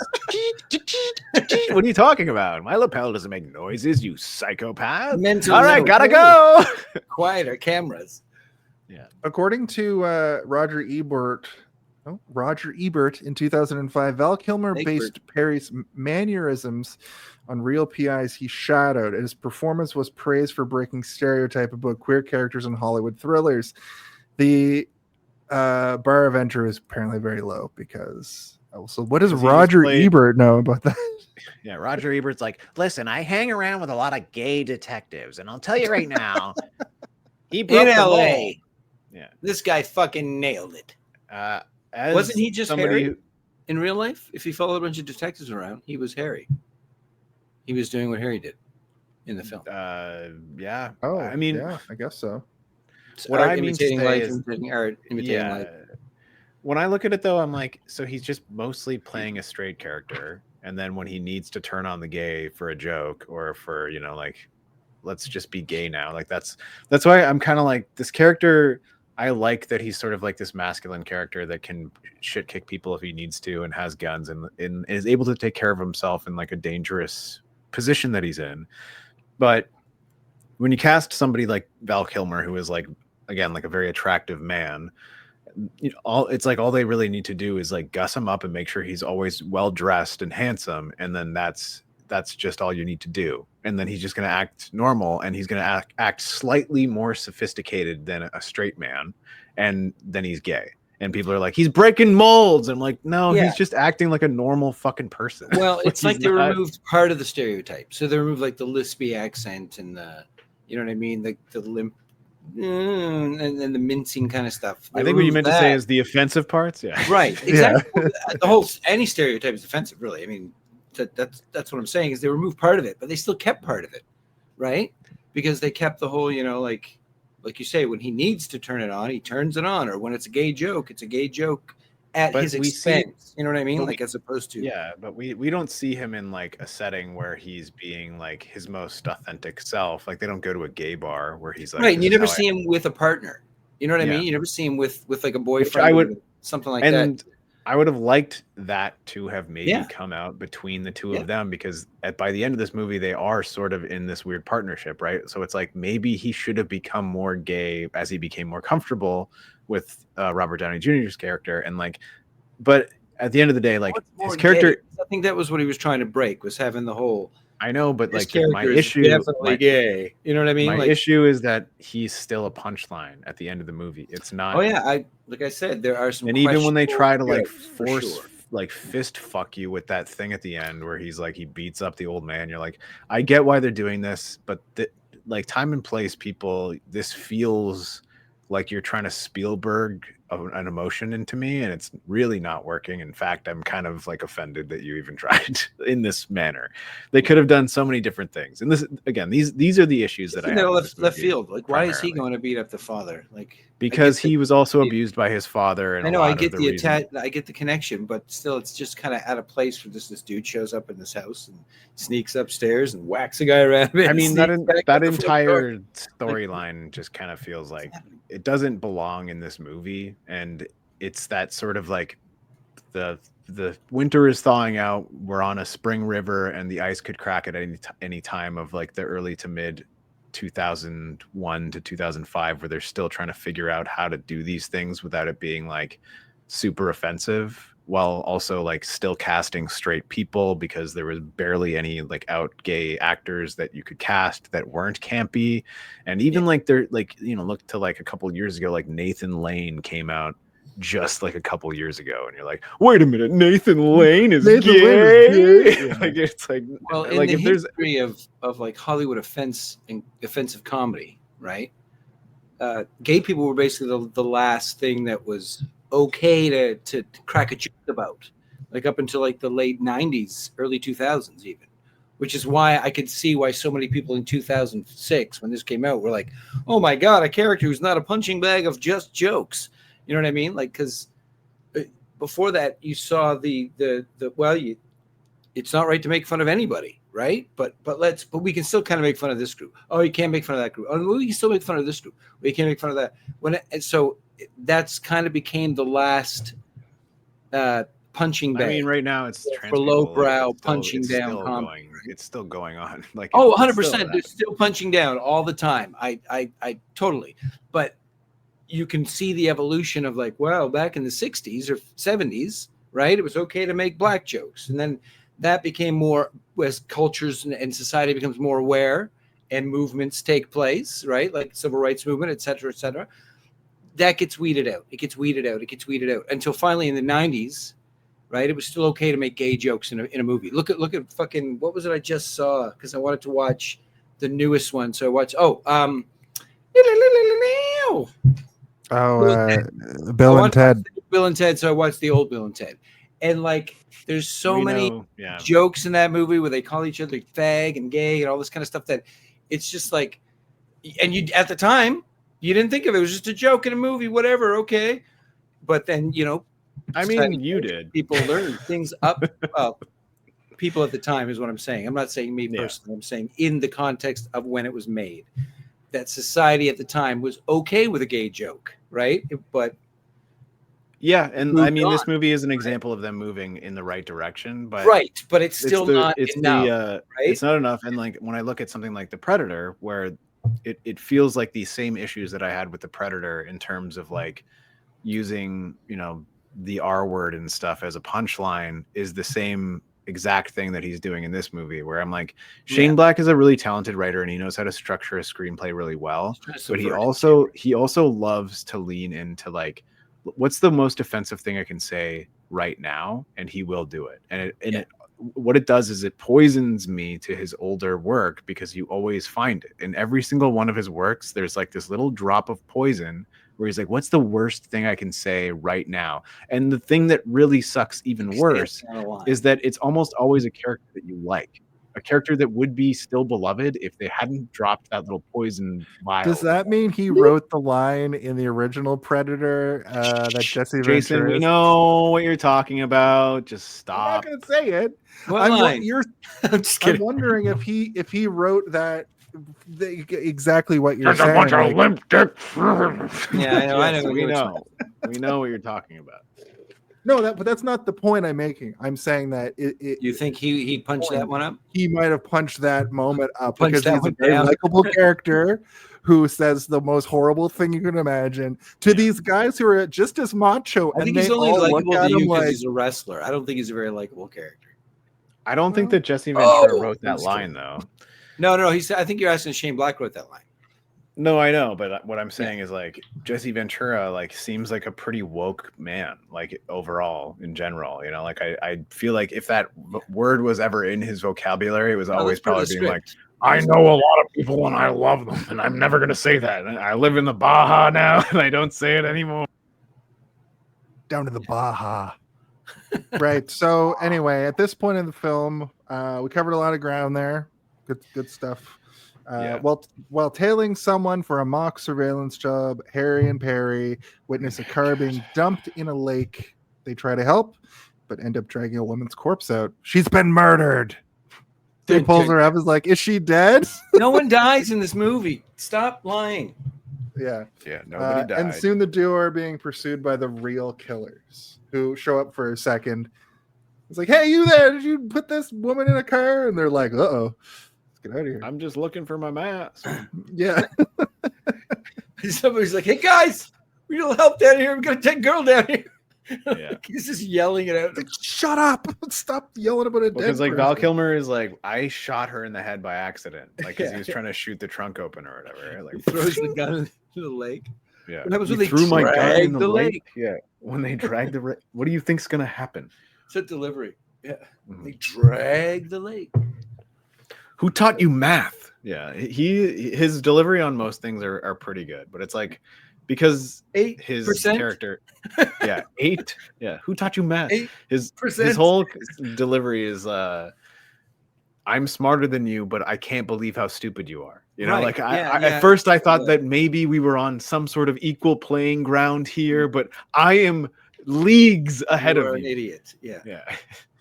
In fact, he says, if you look up idiot in the dictionary, do you know what I'm gonna find? And he says, oh, what, a picture of me? No, the definition of idiot, you idiot. The fucking word idiot, which you are. Definition of idiot, which you are. Yeah, exactly how he says it. So they head back to the city. Harry's dropped off. Turns out that Harmony has killed herself, or so they think. Another good line delivery at this moment is like, oh, tough break, buddy. You know, gotta move though. Okay, I'm driving now. You gotta move. Okay, you gotta move. And then he gotta move and pushes him, and he just like moves forward a little bit and he drives off. I thought that was I gotta go. good scene. Gotta go. You gotta go. Just like pushes his head away. Yeah. Just apropos of nothing, they just show the commercial that Harmony was in as well. I was like, I thought it was gonna cut to him watching the commercial as he's like mourning her loss. Who is the voice of that bear? Because I cannot, I didn't Lawrence look it up. Fishburne. No way. Yep. Is it actually? Okay. Yeah. I was like, that voice. I know that voice. The bear's voice. At first, I was like, is that Danny McBride? But Lawrence Fishburne is great. I didn't know. Yeah, That's good. That's good. But the heads off fish. Yeah, I thought he said he sucks the heads He off. sucked the fish, heads off fish, yeah. which is great. What do Way I know? crazier. I suck the heads off fish. Turns out she's not dead, and also I think it was implied that he was watching the commercial because because it cuts to him immediately answering the door, and she's still alive. It looks like it's just been raining. I realize now why she's That's wet. good. Yeah, it's raining, but it's not 'Cause it actually seemed- raining. Yeah, Yeah. but it did just rain. You can tell by all the mist in the wet ground. Yes. This is back in the early 2000s when there was never a wildfire ever. Because it was And it rained in constantly LA raining in LA sometimes. all the time. Yeah. And climate was change insane. wasn't a thing yet. What? Yeah. Don't you know that climate change was caused by all the Val Kilmers getting too sassy and getting That's right. jobs and stuff, and woke culture and the woke mind virus infected everybody into believing that climate change exists? Yeah, and we made comedy legal again. Yeah. Oh my Yeah. god. Huh. Can we not- Huh. It's just No. I'm just wishing this person out of existence. Just manifesting. Every day someone tries to wish me out of existence, but it only sends me back to the moon, which I have a base on, and I just come back. That Let's go to thing where you Mars. tried to play Path of Exile for like an hour, and then people were like relentlessly trolling him. Was And he then playing on like a plane or something? Yeah, Like, he's on why his was private internet- jet, apparently. Okay. Yeah. So playing the I don't game. actually need to go anywhere. I just wanted to play on my plane because it's relaxing the jet engine. Was he just sitting on his plane playing? He wasn't actually flying somewhere?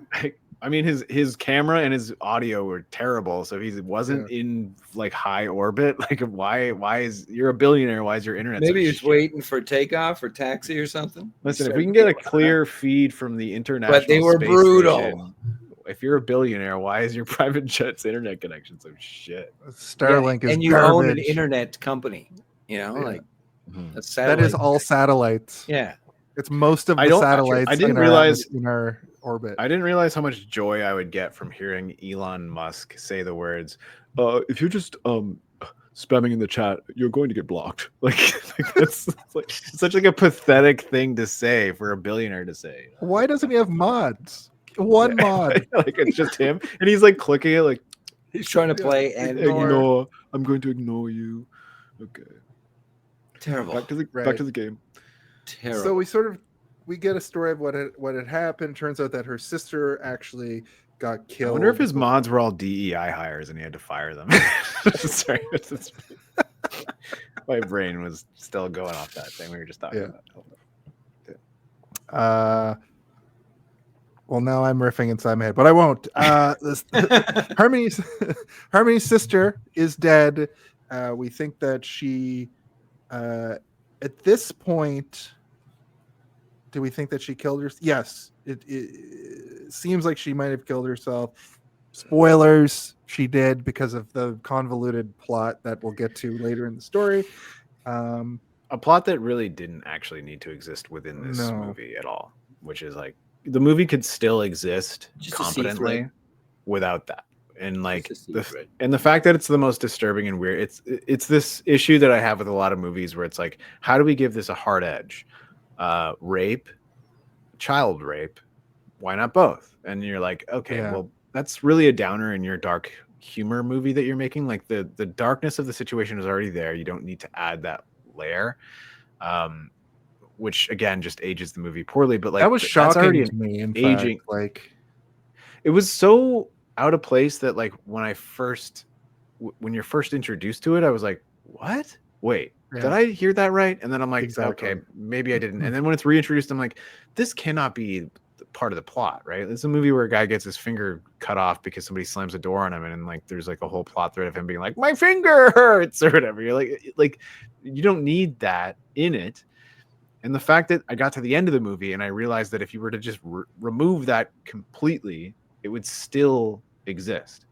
And it's almost like they just wanted to have the backhand freeze frame match up with the backhand freeze frame of Val Kilmer at the end or something. You know, like, wouldn't it be great if we had this like guy who beat his daughter getting beaten up by this gay man? Like it's like he thought of those two things as pillars and like connected the story somehow with Well, this it's other also the story. connection between that small town and getting them to Hollywood.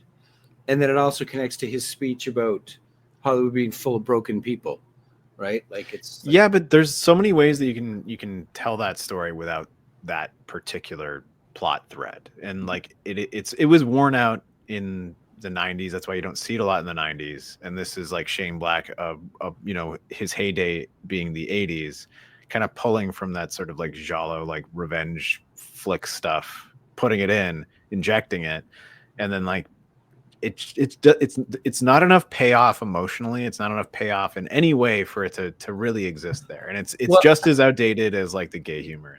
I You know, think like, it would have been. this I think is it would have been bad. best just left as she killed herself because she saw what she thought was incest again, and she was Or just make it that she overwhelmed by got it. killed and they solved But the crime. leave the but then you don't even need the sister at all, and then you don't have the connection to the crime, because that's why the sister was connected to the crime.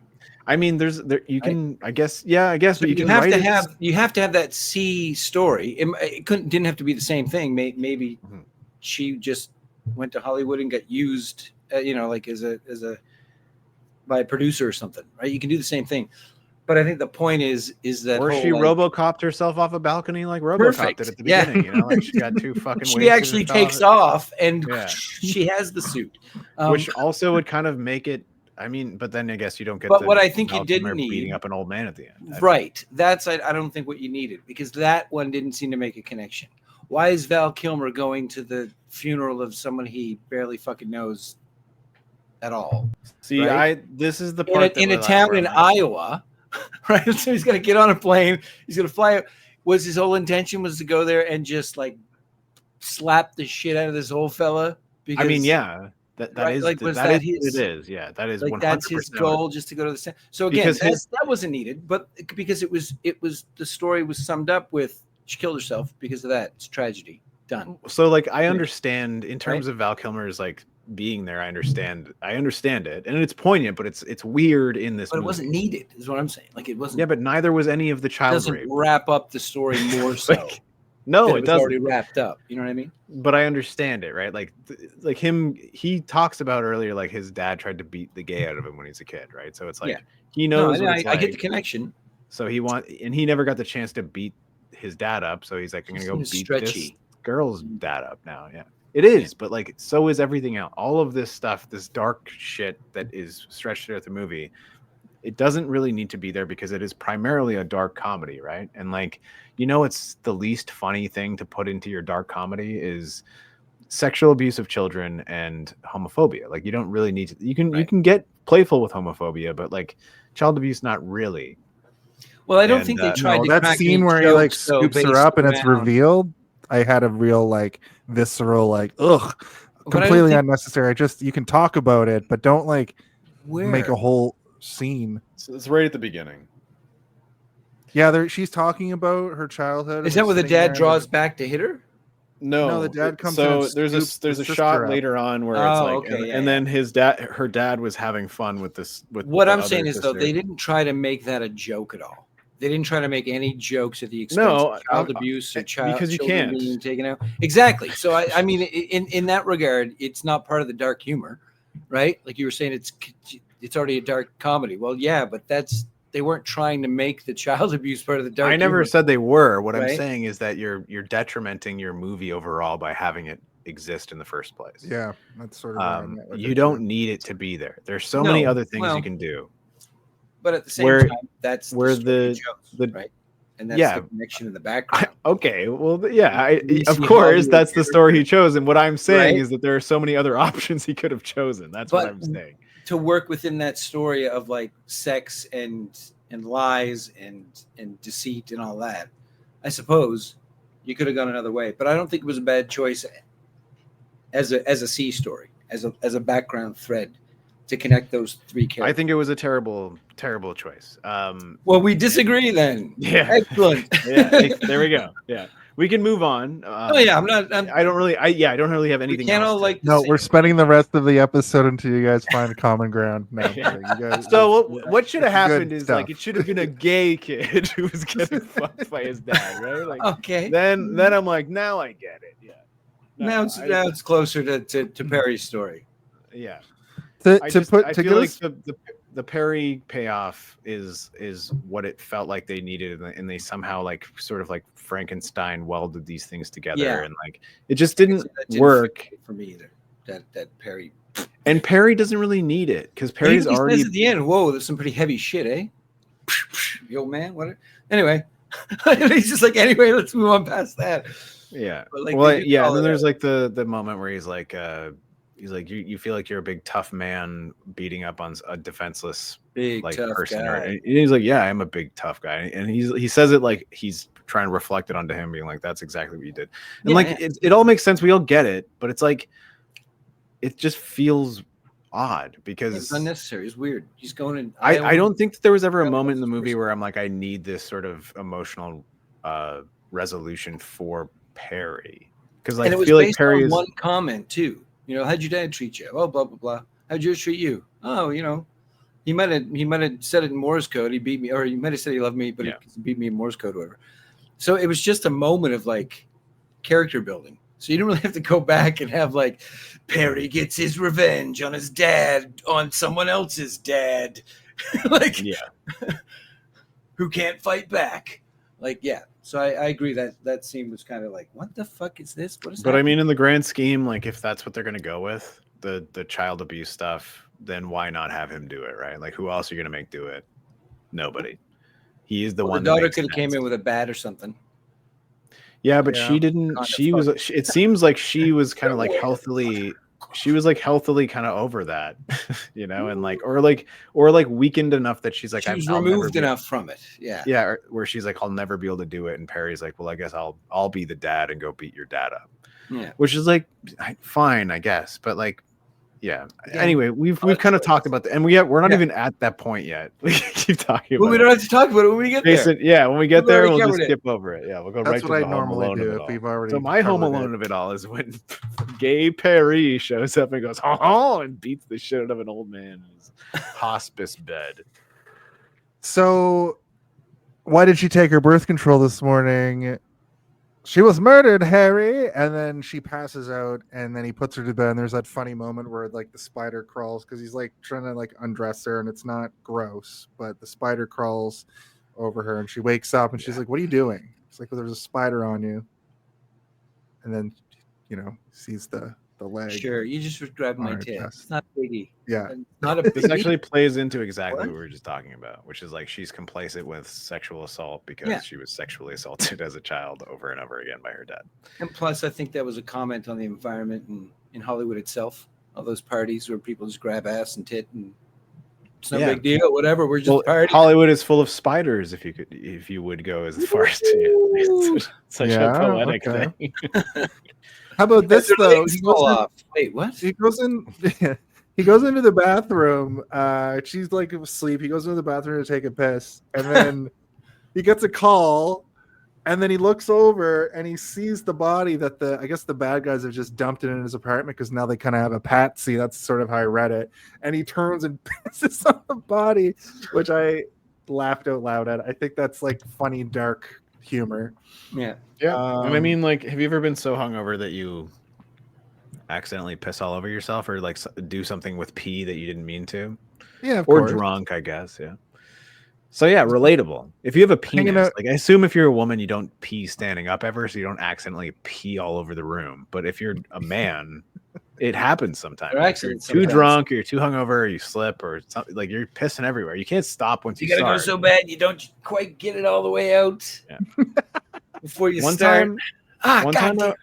one time I was at my friend's house and we were playing D&D, and I wasn't drunk, but I had like 2 beers, and I went into the bathroom and I was feeling buzzed, and I like undid my pants and I started peeing, and I was on my phone standing up, and then I started to feel like a real warm sensation on my foot, and I was like, oh God. And I looked down and my penis had been like flesh fused to my leg. You know when like it's hot out and you're like your dick sticks to your leg, and I only pulled my wiener out enough that like it didn't fully disconnect, so it went back in, and I just was not paying attention, and I peed everywhere, all over my foot and in my pant leg, and I was like, okay, and I finished peeing, and I was like, what do I do now? Because I'm standing in piss, and I have piss all over myself and my pants and my leg. And I'm like, do I just go out there and act like nothing happened? I take both my socks off. I use up a lot of his toilet paper to clean the floor and like make sure that everything. And I find his cleaning supplies under his sink, and I'm like, and they're like, Steve, are you coming back? And I'm like, yeah, I'm almost done. Like when someone's in a bathroom, I'm just looking for my mask. Tell everybody what has happened. And I come out, and one of my pant legs is like soaked, like just wet. But it's mostly water now because I've dabbed it all and like cleaned myself, and I'm not wearing any socks anymore. And I'm like, Nate, do you have socks I can borrow? And he's like, yeah. And I'm like, I may or may not have pissed all over your bathroom. Smell like piss. But no, what does this I smell like cleaned piss it on? up. I cleaned it the fuck up. And they're like, well, your pant leg. I'm like, well, that's because there was piss on there, but now it's mostly clean. So yeah, I stayed, and nobody remembers that story. I don't think. I'm sure they talk about it all the time. No, you just remember that time Steve pissed his pants? Yeah. It probably comes up once in a while. So it was like I peed long enough that I really fucked up. Where you're like, oh my god, I really fucked this piss up.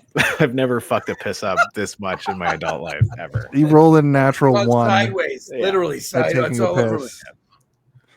So it all happens because he's talking to Perry on the phone, and Perry is like, oh, the body's there. Well, this is probably a full-on frame up. So you're going to want to check out the place for a gun. Meanwhile, downstairs, Harmony's leaving, and the cops show up because the cops have probably been called on this situation, on this framing. And she does this a couple times in the movie where she has the sense of mind to throw off the cops. She does it later too, where she pretends to be a carpet salesman or whatever. And Perry and Carrie take the body and toss the body off the roof into a dumpster, misses the dumpster, bounces onto the ground, which I laughed out loud at. And then that's when we get the distraction kiss, because they're like trying to get the body into a trunk, and then the police come by again, so they make out with each other. And this isn't played. This is played like what you guys were talking about how it was played like at the expense of gay people. Not. I mean, I didn't really talk about this part. I was talking more about the other parts. Yeah. This part is like, I was like, this one's fine. Like this one didn't really bother me that much. Yeah. But it did feel like you. It's because you expect reacting to it. Man. It wasn't like the kiss itself.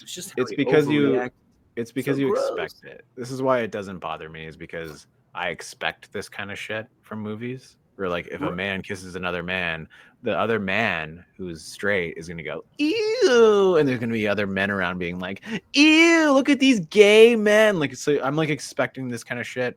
It's the other ones from where a you're movie like, that's supposed to be not going down that path. It's supposed to be all about we're breaking the mold. Well, I told you earlier where it's like they keep showing this character as this cool guy, but then every other person is like, you know, like the first introduction to like the agent or whatever, he's like, so your first time when you see a naked man, you think, I want that. I don't understand. I can't wrap my head around why you would ever think that. It's like wanting to paint my house with the blood of an elephant or whatever. And you're just like, okay, yeah, we get it. Like people are weirded out by gay shit. Like fuck off. And that's I think to try to show the ignorance of people too, right? Just like, why would anyone ever say that to someone in real life? Like with any kind of self, especially if it's like your friend, you know? Yeah, like how would you? Like, but I maybe think just don't worry about it. He's just an asshole producer. He just says whatever the fuck you want. Unless it's like the conversation on the TV and he's like, you know, it's like Playboy 1978. There's always a fucking thing in the way. What the fuck am I telling you? Get her all the fuck. Like he's just that kind of a fast talking asshole. Unless the conversation right before that was Val Kilmer talking about how he butt fucked like 5 dudes at one time or something. Like the conversation is one. It was a gang as fuck. Yeah. I couldn't sit down for 3 days. Well, you know, I don't see that. I see an elephant on yeah, I suppose. But I think that was the point, to show that he's that idiot. And then later on that pays off too when he tells him the producer didn't want you. He's trying to shave money off of, you know, blah blah blah. Like, oh, well, he is an asshole. He is just using people and being a dickhead, right? So. But I do. Because There this is like movie a part takes of the me piss that out of Hollywood a lot, like the Yeah, age yeah. thing. Oh, she's 35. She's never gonna make it. You're done. I'm 34. Yeah. Oh, I'm There's- 34. I'm a I'm baby. just a Like, baby. it kicks the shit out of all that kind of stuff. there is like a part of me that likes Val Kilmer's performance because he sort of like really enjoys homophobia to a point to like make people uncomfortable, which I'm like, I have done that before in my life, and like it is pretty gratifying and satisfying to like make somebody super uncomfortable because they'll say something like, even if it's just the most mild homophobia, you can like overblow it to a point that they're like questioning themselves for a second, and you're like, yeah, well, maybe you shouldn't have fucking said or thought that. Now you will think before you say something again because I've made you uncomfortable because of the thing that you said that you intended to make me uncomfortable with. Now you're uncomfortable. How does it feel, you stupid fuck? Well, if someone's Does trying to it make you feel good? uncomfortable, absolutely. Fuck that. Yeah. But I mean, even if it's unintentional, like I'm still going to try and make you feel uncomfortable because then you're going to realize that that thing you said is ignorant and you're going to stop. Or I mean, I hope you will. Well, if some you people- don't stop. Yeah. If you don't stop, then yeesh. Well, it's like I said about like that history of offense, right? Like, oh, well, back in the 80s, you could say whatever you wanted on a TV show. Yeah, well, that's because that's how you thought at the time. There was a group of people that still did not agree with you and didn't think that you should say whatever you want on a fucking All TV I'm show. saying, guys, is that like, you know, It was the same. we're going through something right now with the same thing. And eventually it's going to get good, but we all have to prepare ourselves as old men for like our daughters and sons to come home dating robots. And we have to be like, these fucking robosexuals, they've gone too far or whatever. But I don't have children because I'm waiting to have a robot wife. It's like, I've been fucking I my want computer robot- for years. I want robot kids before I get flesh kids. No, just don't say attach flesh the kids. flashlight to the back near the fan so it buzzes. Fucking great. Sometimes they I dump- talk through it and it's like blah blah blah blah through the fan noise. Yeah. Get down and I whisper to it. So they dump the body just on the side of the road because if they leave it in the dumpster, obviously the cops have been called. They'll be looking for it. But then something interesting happens that I don't know if I noticed happened earlier in the movie. It suddenly says day 3 little sister. Were there prompts for day 1 and day 2 earlier that I just like missed because they didn't show for very long, like chapters? Or does it just start here? Because they do I day usually 3 pick and up on day this, 4. but I can't tell you. I don't know because I was drawing a picture during this, and I wasn't always looking up. I was just sort of like paying attention to the dialogue, and especially at this sort of middling part where I was like, I'm losing interest. This is where a lot of things start happening. A lot of little story threads start intertwining. At any rate, they chat about the little sister. They find out on the news about the kidnapping gone wrong, which is the body that they've sort of had in their possession. Perry reveals the killers were at the party and that he's not going to get the part. This is the thing that you guys mentioned. They're on the rooftop and they're having a conversation about everything that's sort of happened up till now. Yeah, And it's like they're trying to bleed him. You got to go home now. You're not going to get the part. Colin Farrell cost too much money, and we needed some new, young, up and comer to come in and bring his price down. To basically, kind of breaks. You're going to see Harry's like whole reality shatter because he's like, I'm going to be the next big star. But that's He's also like, sort of like kind of. If you want to hit me, I understand. And then he punched him in the face. Did you pick those up? What the fuck? Sorry. Why is there, so he punches him. What are you gonna say, Steve? Oh, I was gonna say that's kind of like Robert Downey Jr.'s sort of like reality at this point, right? Is like there's probably all these. Yeah, we got somebody who's gonna do it for $25,000. It's like he's gonna work for 4 weeks and get paid 25. And Robert Downey Jr. is like, can I $1 million? And they're like, no. And he's like 750? No. 100,000. Like no. Didn't like he had to get whittled down to be able to get into movies like this, Didn't Robert Downey Jr. famously take a super low payday for the first Iron Man? He got paid less I think than it's 250,000. I think is what he was paid for, less than, which is like still a lot, but like not. Fuck, why can't I remember his name? You're talking about Terrence Howard. Terrence Howard. He But made, Terrence Howard sucks. but he made Oscar money on that movie because he was just coming off oh, an Oscar. right. race. he was paid more than Robert Yeah. Downey Jr. famously. And then the yeah. second movie, they were like, "Well, we're going to cut your pay. And we're going to give that to the star of the movie now." And he Well, I had a think big that argument in below. Iron Man, in Iron Man 2, like they were like $12 million to Robert Downey Jr. because you Yeah. fucking rule. And then Terrence Howard's was like, me too. And they're like, no, you Yeah. don't get that much. You can Although I have thought he was a $2 better million. roadie. I really did. He's a bit of a nut job, but I thought he was a better roadie. I just I- like. He's physically looked bigger He's and like my roadie. mind now, Yeah. you know, like he's there now. Like I don't care. Terrence Howard kind of fucked himself over by being a weirdo who's like, I've reinvented math. Yeah, And did you're you like, see that? 1 times 1 is 2. And all the mega But 2 chubs are times like, 2 "Yeah." Infinity Mind. a square. You're like a square. I don't know if that's right. Yeah. Also, This it's new like- math is going to change everything. People will be able to eat because of my math. Yeah, What? and he just like pulls out crystals that are like labeled. You're like, what You is can eat Joe these Rogan? crystals. You can eat. Joe Rogan's Seems- like, I'm just made asking these with questions.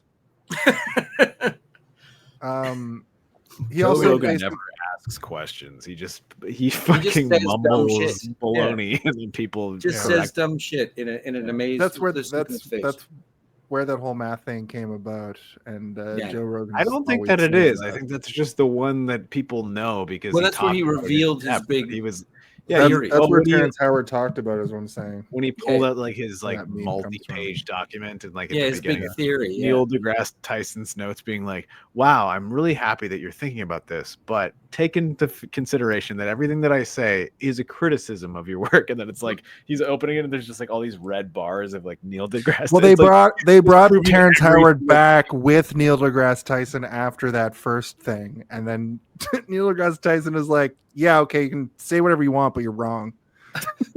together. None of They were this on makes together? any sense, and we're all stupider for listening to you. Wait, Okay. they were on together? Yeah. So Terrence Howard went on Joe Rogan. That's where Together the 1 times on 1. at the same time. Then later, he came to like refute his giant document of new math, and Can you just say yes or no? Were they on at the same time talking together with Joe Rogan? yes. Okay, I need to look this up. Mental note that. Also, Perry says, "Don't talk to Harmony anymore." I told her that you're not actually a private detective, and then tells Harry to go home. And then once at the airport,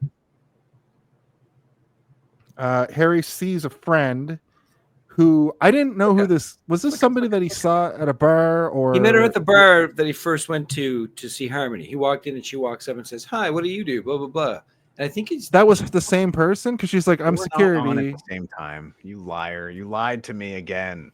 it's the one where he says to her, "I'm a detective." She goes, "Okay," and walks away. And he goes, "That it?" She goes, "Yep." And he goes, "Okay." And then he walks up to the bar. They were on at separate times responding to each other's things. So he just had them there at separate times. They were never in the same room at the same time. Anyway, Who are we talking about?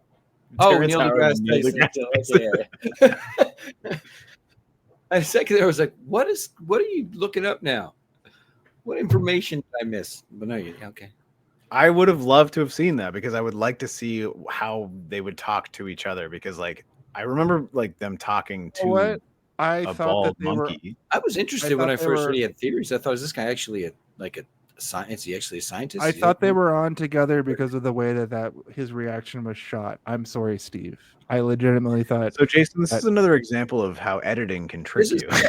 And you need to make sure that you're aware of how editing can fool the mind. See, you thought they were in the same room. Yeah. Because No, I of- didn't think they were in the same room. I thought that he was there via satellite and Oh, debunking. even better editing. Yeah, that's space editing. That's Elon. Have you ever seen two people in the same room at the same time when they're actually on the different sides of the planet? One person's over here, one's over here. Watch me do this flip, and you're like, Oh, you know what it It's like was? Camera. It wasn't Neil deGrasse Tyson. It was a different guy that did Okay, this. well, that I wasn't debunks him. interested in that At the different same guy. time, Eric though, they were all together. Weinstein. Eric Weinstein is the guy that I was quoting, being like, "Yes, you can have all the theories you want, but what you're saying is factually incorrect." Yeah, it's Eric. Eric Weinstein critiques Terrence Howard's theories, and that is the Joe Rogan clip I was talking about. I apologize. I would like to make a formal apology to Stephen Waters right here on the Hey Did You See This One program. I thought it was Neil deGrasse Tyson, which there is a separate video of him debunking it, but there is a video of a guy telling Terrence Howard to his face that he's an idiot, and it's Eric Weinstein. I accept your apology, relation. but I will all- always call you out when you say things that are not true. Just With all- it's No, not gonna I got mixed up. I got confused. Yeah, with all the At the clips airport- out there about that run together, it's no wonder. But my question Eric is, Weinstein. does Neil deGrasse Tyson and Eric Weinstein, do they look alike? No, No. one's a white man and one's a black man. They are very How by different. their last names? I mean, for Christ's sake, man. Anyway, I was There's the told me- question where it's like, who would you decide to send to the aliens if they came down to talk to them? And like, I still think that Neil The guy from deGrasse- Ancient Aliens with the hair. he would be the George- best one. No, What's his name? Giorgio? the thing is that if we voted globally, people would be like, Joe Rogan should go talk to the aliens and be like, no, because he'd be like, do you even exist? Did you build the pyramids or what? Right. Like, Can you teach us how to do You that? build Or the did you just do it yourself? and they're like, we could build a pyramid. you the right now, but Anunnaki? no, didn't. You guys did that. We looked at it. Yeah, you did that. You figured it out. Can you Okay, tell well, us about all the other places that you built then? We got some ground to cover South still, and America? we're way off track. Oh, this happens. This happens. At the Talk- airport, Harry sees the friend. We just mentioned that. The dusty He airport. gets There's a lot of dust floating in the air in that scene. There's a lot of Sun's dust. coming in. It's dusty as fuck. Anyway. I'm telling you, it's the fog machine effect. You know, I think it's- already explained it because earlier. They You gotta- actually mentioned it in the commentary. They're like, "This must be the dustiest place in the fucking city." Like, It makes it more interesting. It makes the movie seem better when it's actually not that great. the thing that threw me off about this scene is they're talking about stage names and stuff, and I didn't really clock it. It doesn't matter. He realizes he's got to go see Harmony. He goes It there. does matter because it's part of how they Does. solve the crime. Like, Yeah. it kind of matters. Yeah. All right, 'cause well, tell me all that about it. stage name is the one that hired Perry. Like the Yeah. money came from, which is Yep. This Tell is me one of about it. those like it matters in the thread of the tale, but like Yeah. this movie is it is really trying hard to be like a da-da-da, Yeah. I figured out I cracked the case, but like a lot of the time who cracked it? And then the end result is like, well, there was actually no real case to crack, but we still cracked it, right? Didn't we? the end result was incest and suicide. Yeah. Sadly, That should have been the name of the movie, but I doubt it would have been. I don't think that would have. incest. Wait, no, that doesn't work. Kiss. Kiss incest. That just sounds like a weird Doesn't work. porno that is Well, like, illegal. Lord of the Cock Rings. Yeah. So he goes to this is a pivotal moment. He off of that he realizes that something is up. He goes to see Harmony, and she's like, "Get out of here!" They've had their falling out again, and slams Third- the door on his finger as he tries to third push door his way slam. in. Yeah. Wow, we're at this part. Jesus. Finally, it does. Yeah. Takes a finger off. And the finger falls to the ground. He gets to get in because the finger's decapitated. Nope, he fingertated. And Dismembered, Jason, it's dislocated? dismembered. Just say dismembered. and he goes. My finger got decapitated. So the finger falls to the ground, head and off. then he goes in, and then cut to him getting it fucking reattached, and then he goes back to see her all fucking whacked out on Demerol. Okay, This so is what- there's to your point, just to break in here, to your editing quest for this episode. That, in my opinion, is bad story editing. Because how long did it take for him to go to the LA emergency room, sit around and get the thing, and then he calls her again and continues the conversation that they were having when he lost the and then go back to her plate. Like, there's so much time there where nothing is happening that He's like in a merge for can't 9 stand- hours. Right. I can't stand scenes like that where it's like they start a conversation here and then 25 an hour later, whatever, they are still just continuing that same conversation that they just had walking into wherever, and now they're like an hour and a half somewhere else, like or they're in a car driving or something. Yeah, but I mean, movies are like dreams. So, like, you know, Hey, I can forgive it in certain things. I can forgive it in certain aspects. Someone hands you a carrot and turns into a microphone, and Yeah. what? Yeah. Why is this carrot a microphone? And then you're like, Because it's AI. dude, Doesn't know what's happening. You're gagging on the microphone carrot. Yeah, So that one does stand out to me, though. It's like, oh, suddenly he's in a hospital, and then suddenly he's out of the hospital. You know how much time it would take to get the finger reattached? I know. And sit I through feel like ER that's all sort that of like a stylist. It's meant to be. it's It's meant to be sort of like that It's a series of jarring. shots. Boom, boom. It's meant to make you feel sort of like as nauseated as he is. Yeah. I understand Just the energy natural. of it. Quick cuts. Like they could have a moment where it's like, so let's talk about what we were talking about before, or they just get into it. You know, like Right. if you have to have that moment where they ease into it. Remember when we were talking earlier before you chopped my finger off? Like it could be funny. This is sort of like you could have a version of the movie where that is a thing, but like the energy of this movie doesn't really No, match but up. look, I'm just saying from an editing standpoint, it's one of those edits that stands out to me personally. Like, Right. Okay. we've just changed 3 locations in the same conversation. You know what I mean? Without Yeah. missing a beat. Well, in the I mean, conversation. That would take like there's, like- 4 hours to traverse. Like, what? Yeah. It's just a personal, like, it just pulled me out of the story thing. You know what I mean? Like Yeah. that. There's a chunk in the middle of this movie where the editing is extremely chaotic, but it's very clearly like a stylistic choice. And you're annoyed for that specific reason. I'm just annoyed at it in general because it's like it's quite annoying. Like it's just kind of like everywhere. I'm like, oh god.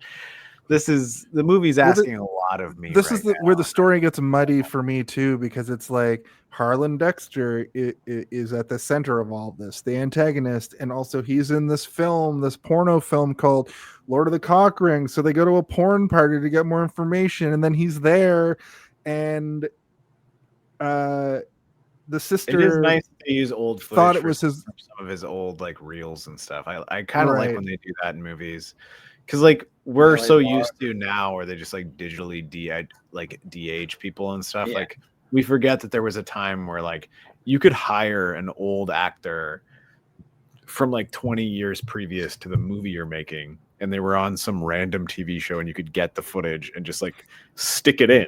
Yep. And that's exactly like what they Michael do. in this movie, Caine and in it Gold works so Member. well. where they just use old footage from old movies. Yes, Jason. You are correct.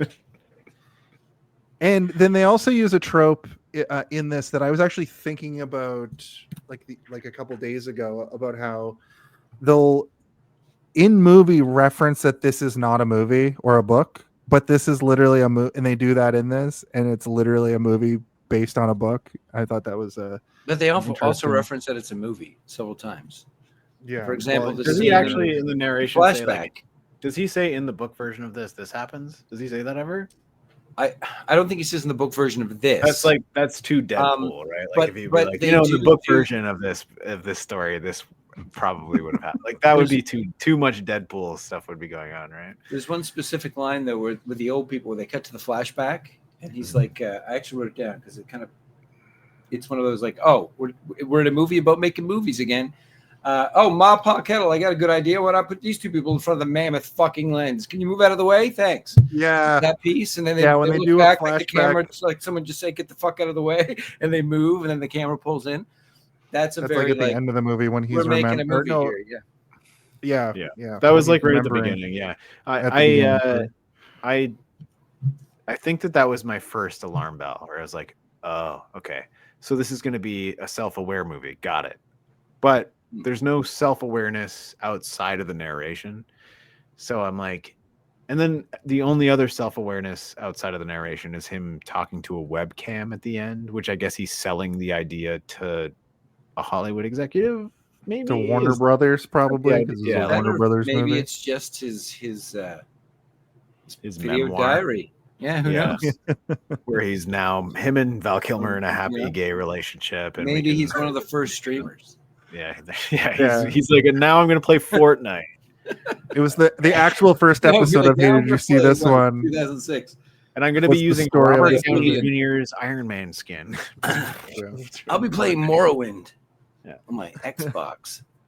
So Harry at this party is accosted by two goons. Turns out they were the masked guys from the boat, the car going into the water, and they tear his finger off again. In Mike, the Ike, and kerfuffle. Mustard. What? Yeah. Yeah. Also, don't you get if your finger gets cut off, they're putting that in a cast, right? Here's the They're thing: a not- finger too is like that's one of the worst pains. Breaking a finger or having a finger, Yeah. like it's like so Yeah, many nerves. I in mean, your we all finger. know. Yes.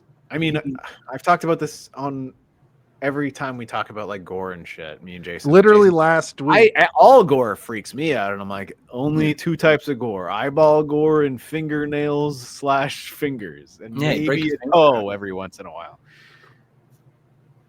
Yeah, But in this movie, it's a bit of bad acting. Like when they pick up the body and it's just like, Yeah, but they didn't. it weighs The nothing. only part that Pick movie it up go, and throw it. the only part that movie go ooh was when they were sewing it back on. Where I was like, ooh, Yeah, that's medical shit. That Nah, I'm probably with you on feels that. fucked.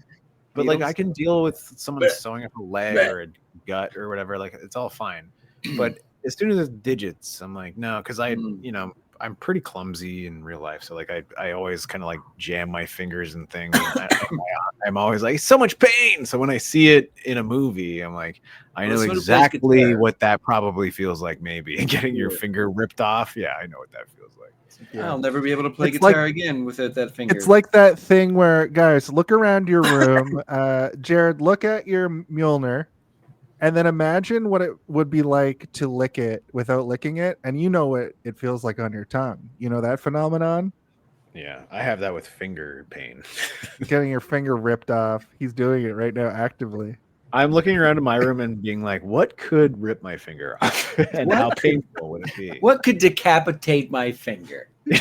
Okay. I misspoke. Listen, you know what? Technically, I think it just means the top of. So I Yeah, think you're you're just right. taking it You off. could say decapitate a finger, I guess, technically.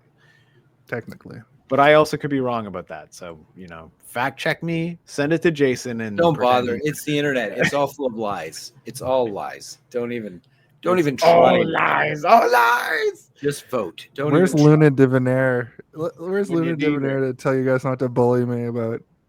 I'm He sorry. knows movies, but he doesn't know anything about dismembering fingers. Right.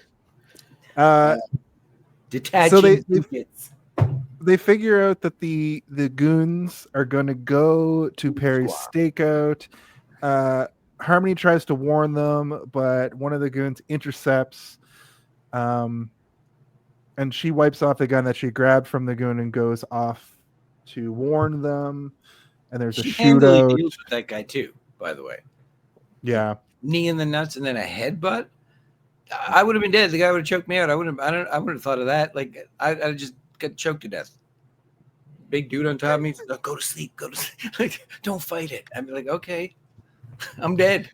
I'd be like, but this whole time, And then she this whole goes, time they're damn. I was like, holy they're fuck. keeping a half alive Robert Downey Jr. in the back, and he's just like struggling to stay awake because he's lost his finger twice And blood. in 1 hour. Ugh. And he's on there's a purple painkiller. hair lady that's like in front of Perry as he's going to the stakeout, and he's sort of surrounded in this whole situation. And the shootout is interesting because like the gun goes off and it shoots him, so he sees the car coming from behind.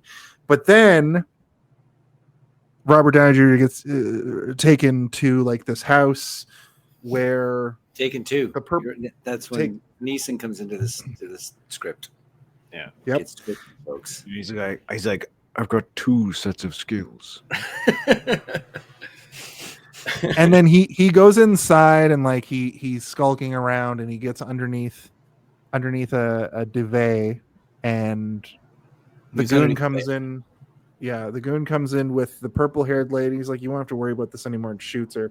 She falls to the ground. They're eye to eye as she dies. And he like closes her mouth. Because she You know, tries no, to he- say like, "There's who are you?" And so he reaches. It's like shh, because he I doesn't mean, want her to If I, yeah, draw if I was attention. if I was underneath the bed, I would have done absolutely. I would have, because like if someone's dying, I assume a killer like kills people all the time. People probably start rambling crazy shit when they die, right? Yeah. But like, I guess if you shot someone and they fell fell next to a bed and they're like, "There's somebody underneath here," because she said like, she you'd probably be like, "I should check." right? Yeah. She's like, I think this whole sequence I would have done pretty much the same thing. Because when he gets up, yeah, he's upset. Goon's facing the other way. The gun's on the duvet, or I keep wanting to say futon, not duvet. He like grabs it, and then he ends up putting like 4 bullets into the guy. Slowly, and then he wipes, because he's like, there's a really visceral moment here in a second, but he wipes the gun off and he puts it in Purple Hair's hands. Then he calls Perry, and Perry's like, "You got to get out of there. Where are you? What are you doing?" Blah, blah, blah. And he's like, "I just shot a guy for the first time." Like, I and like his that reaction. acting choice in that moment was so fucking good. To what Steve was saying earlier, like Robert Downey Jr., like he And with had a the lot of dog? problems with the law, but his return to acting in this film, like his return to like kind of the mainstream in this film, you got to see a lot of his acting chops really come out. And then of course we get a really good comedy bit where he like puts his finger on ice, and then the dog takes it, and then he's like, but that's when he gets the call. "I'll just get my finger back." Yeah, I leave. sort of Why can't you leave? went Dog's backwards and forward. Oh, the dog's got my finger. He's like, "Well, get your And then finger." the dog- And then he like they break. put in they foleyed in a swallowing sound, like like never mind. No, that great. dog was also like a Robert Downey Jr. level dog actor. The way it slowly walks forward when he breaks down and just like bows its head and puts it on his shoulder. Yeah, it was great. It was a great. Yeah, and They call him Robert Doggy Jr. in Hollywood. That dog actor. Yeah. Yeah, they shot a guy. Never did that before. He won an Oscar Mayer Wiener. I also did like the back and forth there, where it's like, "Oh, you're a tough guy, huh? You think you're gonna shoot me, huh? You're really gonna shoot me?" And then he's like, "Oh fuck, you actually shot me!" Like, and you can see in his face, he's like, "I did not expect you actually shoot me." It's crazy. So it gets a little. It's still getting kind of intertwined and weird. Perry's basically, we can't dial any deeper, which is sort of Perry's character in this movie is always like, we can't go any deeper into this, guys. We have to stop it here. We've gone too far. Because this is supposed to be a mock stakeout in the first place. And now I'm embroiled in this like this full-on case. And the case. I can't get out of the case. And basically Harmony's like, "Well, you know, I hired you for this, but you can just have the money," or he's like, "You can have the money back. I need to get out of this completely." And then it's like, "Why did you lie to me?" to Harry from Harmony. And she's like, "You think I'm amazing. You think that I'm the greatest thing ever. You've built me up in your mind." And he's kind of like, he tells her the truth about the whole thing. You know, he's a thief and he steals stuff. And then they kind of have a moment where he just like convinces her to stay. They're going to continue to keep figuring this out. And they go get wasted. Yeah. And then they drinking. It worked out so well the past 3-4 days. And they do the bed trope where it's like, well, one of us takes the bed and one of us takes the couch, and she's like, "I'm not well, a you can come sleep in the bed, but nothing's gonna happen." And he's like, "I'll take my chances." And then they basically, I wonder if this trope's ever gonna get retired. The like one of us, we're stuck in a cabin, and who's gonna sleep? Yeah. It's like an old 90s 80s sitcom thing. Just saw it in a show. I was watching a rerun of a Peep Show, you pervert. Ooh, was it on spicy. No, it was Jared, Hell on Wheels, where they're like, "I'll just sleep outside in the cold." And the girl's in the tent. She's like, "No, you can come in the tent with me." He's like, "Oh, okay." And he comes to the tent. There's that moment of like, "Are we gonna fuck? Are we gonna fuck?" And then they don't fuck. And he's like, "Let's make this from Hell on Wheels to Hell on Wiener."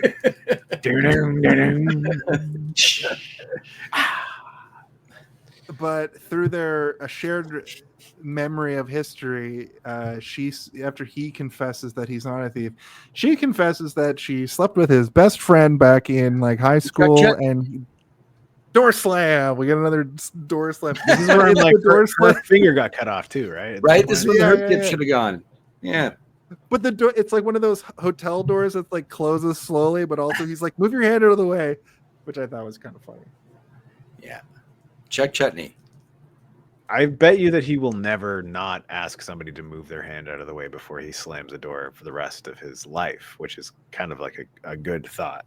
It's like when you stub your toe and you're aware of your toe and of stubbing your Forever. toe for like at least well, not forever. No, but I think it would be more like if you stub your toe and you're aware of everybody else's toes. right. Well, yeah, same idea. But like he would be so hyper aware of having lost his finger in a door that as soon as he was about to close the door, he would always do a quick. You know what? No fingers in here, right? Yeah, no fingers in there. It's like I stubbed my toe, and for like the next few hours, you're hyper aware that you have pinky toes and that they hit things, and you're always like pulling your leg in extra close when you go around stuff. You just said pinky toe, and now I'm like aware of my pinky toes. You need to stop this. We need to stop this. What are those?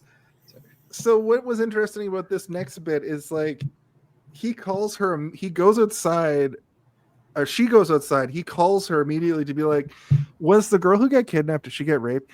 And No, she called him back. She called him in that scene. Yeah, because she pulls out her own underwear, right?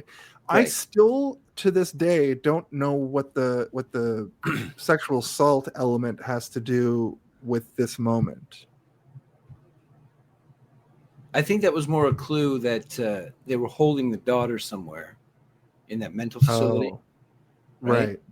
But then they moved her elsewhere, right? And took her out. Okay. And that's why she had underwear on, because in the mental facility, they don't have underwear on. That's why they go to that elderly lady and they're like, "Can I see underneath your skirt?" She lifts it up and she's like, then she has a Kurt Cobain. Kurt Cobain took my crickets or whatever. Crazy lady. I think that was to connect that place that Harland owned, because that was his like wellness center or whatever, right? That's where they were hiding the daughter for a while, and then when she got out of there, they had to grab her up, and she had put underwear on at this point, so then she was out. Oh, okay. Yeah.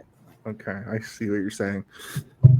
So that's for me. why This is the point where I was like, "Oh, Jack Black. I mean, Jack Black. Shane Black has no shame. He's like he'll make fun of anyone." Yeah.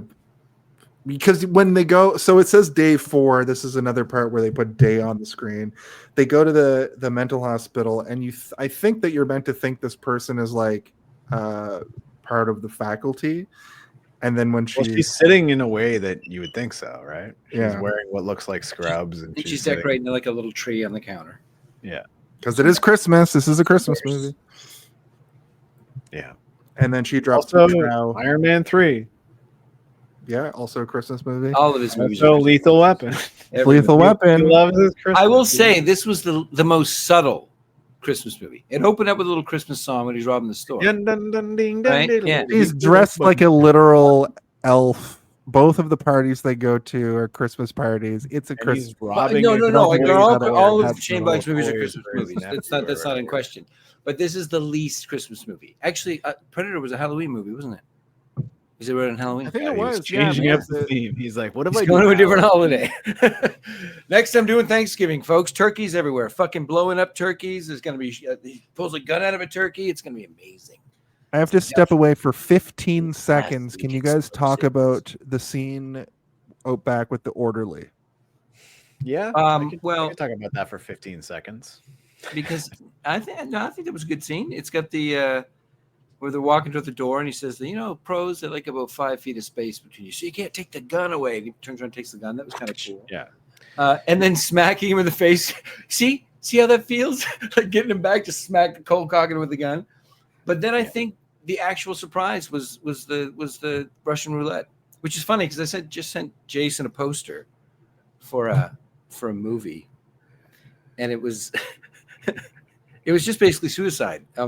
It has nothing to do with roulette. It was a poster for suicide. I'll tell you what it was. It's a poster for a movie here called, let me find it, Russian Roulette, right? Mm-hmm. George Segal in Russian Roulette. Here it is. George Segal hangs tough and plays the game with all the chambers loaded. That's just suicide. Yeah, that's just suicide. I don't think that you can win. Oh, yeah, I remember that. That's not how you play Russian roulette. I mean, I guess unless the game is you die. Right. Then you Unless the win. game is I'm going to blow my head off. Yeah. No, that's not Russian roulette. That's And I mean, if the suicide. movie's called, but if the movie's called Suicide, then that makes sense. No, the movie's called Russian Roulette. George Oh. Segal. But the whole in chamber has bullets in Russian it. Yeah. roulette, Wait, but is with Ru- all the is- chambers loaded. Is Russian Well, that's Seagal? Is Russian Seagal related to Steven Seagal? George Segal. No, In his name's Russian Seagal from now on. I Russian decided. roulette. Okay. You He's guys like, kinda lost hello, the my plot name is there. Russian. By the look at this Seagal." movie, he might be his dad. He's a Oh, little his old. dad. Look it Oh up. my God.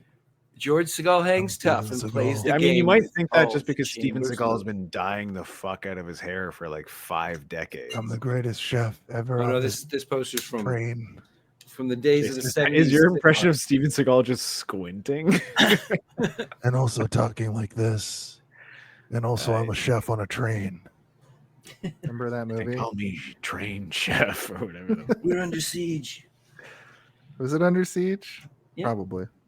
Steven Seagal is the biggest embarrassment to the name Steven since. He's just an embarrassment to Oh, humanity at this point. I thought we could come up with a funny other thing. There's not a lot of embarrassing Stevens. I can't think of one off the top of my head. Besides Steven Seagal, I'd What suppose. about Even Steven, the TV show? Since That's Steve Shia LaBeouf. Winwood. Wait a minute. I guess he was. Steve Winwood rules. Since Steve Urkel. Oh, did I do that? Whoopsie. I like Steve Urkel better than Steve Yeah. Seagal. Yeah. I think everybody does. Yeah. I think even Steve Seagal likes Yeah. Steve Urkel better. That than actor was himself. actually pretty good in that Star Wars show. I agree. He was pretty good in there. Did you like that? I liked it a lot. I thought it was fantastic. I Which think it one? was better Skeleton than Crew? most- He's on Goonies in Skeleton Crew? space. Yeah, Skeleton Yeah, Crew. I think it was better than Amazing. most Star Wars things that have been made Yeah, since it was like really good. since like episode 1. Like in my opinion, I'm like, this is maybe the best Star Wars thing I've seen since. Because I haven't it seen made the you last feel like a couple kid shows. again watching it because there were all these kids doing the thing. And It was yeah, fucking it's great. good. Yeah. You know that Harmony Schmaltz's calls- grape juice commercial where they're like, Shit. "Hey, was it good?" And the kid's like, Yeah, it's good. and they're like, "How good was it?" And he's like, Fucking good. Fucking real good. "You remember that?" Like, that Holy shit! It's good. yeah. No, I don't know what you're talking about. Hmm. I don't That's how I remember feel a about commercial Skeleton Crew. where they said it's fucking good. It's Welch's grape juice. It's fucking It's good. fucking good. In another It's the timeline. 90s. In another We can timeline. say whatever we want. Yeah. It's a British commercial for Welch's. If we didn't have, in Canada, I guess it'd be CRTC with Yeah. FCC. It's And good. yeah. It's fucking good. Harmony calls. They hide the body in the grass. Dexter, whatever his face, shows up. There's more goons. And then they do the Harmony on the phone, pretends to be a carpet salesman. And they're like, oh, this is some carpet salesman. Another quick think by her. She's good on her feet. They're captured now, and they're going to get their balls electrocuted. Well, one of them is. And Wait, they you telling me escape- there's a ball electrocution scene in a on Black Yeah, script? right? Hold on. Someone's getting There's a tortured. ball. What? God. I never thought I'd see the day. But it's a really fun scene because the more so Perry is trying to activate homophobia on this goon, and he keeps turning up the Activate electricity. homophobia. He's like, "Yeah, you're gay for me. You want what's down here, don't you?" And he keeps turning. He's like, Have you "I ever don't want seen it." a thick dick that you couldn't resist? Look at me. Shut Look up, at my man. pants. You Shut remember up, what's man. down here? You're He's making just me turning think up the I might electrocution be on. on a spectrum of gayness. Shut up, man. You Yeah. can see the confliction in that guy's eyes though, where he's like, I do want to see if this guy's got a hammer or not. Like, does Right, he have a he was good wondering. dick or what? Is he swinging down there? Do I really want to know? And then he gets Well, shot because he Yeah, was he's got moving a in tiny little closer. pistol. Yeah. And then again, good A great moment. line. But then it's Coming up. kind of like brutalized by Robert Downey Jr.'s reaction to it, which just it turns it into like a joke that it was already a good joke. Oh, A the good, stupid line. Yeah. And I remember that standing out as a stupid line in 2006 when I saw it. I just When thought he- some of you guys could do that. Or Yeah. I was hoping that it wasn't a thing Which you is guys like- could do or whatever. It's like, like, what the fuck? in no world do we believe that his character actually believes that, but that's his Right. character trying to say something funny, which is like, no, now you're just making it Right. weird. Like you're just Like- not. It's not funny. That's not It's a funny logically funny. It's not logical at all. There's no logic behind that joke. It's just trying to make a joke. I guess it could be taken up as he just got his balls shocked and he's cloudy in his head and doesn't know what he's saying. Right. I thought Right. that maybe you guys could shoot bullets out of your dicks. Yeah. Crazy. Gun cocks. Maybe I should consider Like, being what? gay so that I can shoot bullets out of my. I want a meat. gun cock. Can I get a? I liked I need to load homophobes it. never check there. That's what I wanna know. Because when Perry was patted down, clearly they didn't do that. I kind of goes so over. I don't really. Woohoo, I don't hee-hee-ha, like when he's that getting line, patted but down. I do like his delivery because he's excited about it. Where he's like, homophobes never check there. It's like not even one time. It's like it makes it feel like it's happened so many times and like not once. Sounds has like a anyone proud ever thing. touched Like, yeah, they never. Because he check. goes and he gets frisked and he's like, hello. And they're like, well, I'm not touching that guy's wiener because it'll turn me gay or whatever. Right. Yeah. Which is Contact. probably- Contact. If you get touched by a gay man, you become Oh, I gay, wanna suck a dick. according to the 1990s television handbook. Harmy shows up and knocks the coffin out of the van. That whole sequence, good shot of the van crashing and the coffin flying out. Perry and the other goon, like there's this is also a scene that was interesting. So it's kind of like Perry shoots and the goon shoots both of them. Was Yeah, that they both get shot by one bullet? Yeah. Yeah, he jumps in the way. Actually, takes the bullet, which is unexpected. I thought he didn't like Harry, but he jumps in and saves him. He gets shot in the lung, and He likes Harry. Harry definitely- gets Oh, it it's just chest. I oh think that he's So liked when- Harry since just minute one of meeting right. Harry. But he's Like, I been like trying him. to deny it. He's been trying to deny that he likes him. He doesn't want to like this guy. He doesn't want to like him. He also likes breadcrumbs, like detective This work little for him. stupid and stuff. Like, asshole. And even at the end, he's insulting him. You know, of course, yeah, but that's it's just that's I their mean, dynamic. that is what is called a good friendship, man. I don't know if you've You're ever a had punching one bag. in your life, you sick, twisted fuck. I'm just kidding. Judging by your shields in the background, you only have one friend, Bucky Barnes. Saved his life. He saved you my haven't life. seen him in fucking 50 years or whatever. I just saw him last week. He's not doing well. He's He got is a not- real. Couldn't remember. bad Didn't even case know who of- I was. Didn't even He's fucking got know who I rust was. rot around the seam. We got in a fist fight. He had a metal arm. It's he crazy. aged at the appropriate rate, and you as Captain America are just like, man, you should have fallen in the ice with me in Fuck, this dude. alternate timeline. We could have been young What together. I forever. did want to say though, like, is that he does appropriately give him breadcrumbs to follow for like a while, where he's like almost training him to be a detective throughout the movie. And it's to me it feels deliberate. I don't know if it is Well, meant it's to just- be or whatever, but like I think it he's is like, because he's fulfilling his job that he said he was doing on the first scene at the party, where he's like, "You're gonna come with me and learn how to be a detective for the movie." So he is actually teaching him how to do stuff so that. but he if can be you a were hunter. but While like at knowing that- in the back of his mind that he's not going to get the role, so I think that's why it's not as like mentory. It's more just like, just watch what I do. okay, You know but what I like mean? Like, remember you're when not he's even like, gonna be I saw that girl you were looking at. I know that she hangs around this club, and then he's like, "Where is the club?" And he just drives away. And he's like, Yeah, "You figure find it it out." yourself. That's like he's training. Like you can figure out where the club is. That's your first.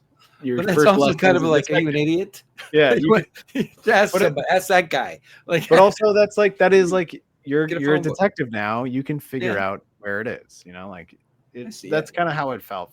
Yeah, and no, he's no, doing no, I it. Yeah. Anyway, I kind don't of know give if it him that's- your first lesson. Yeah, exactly.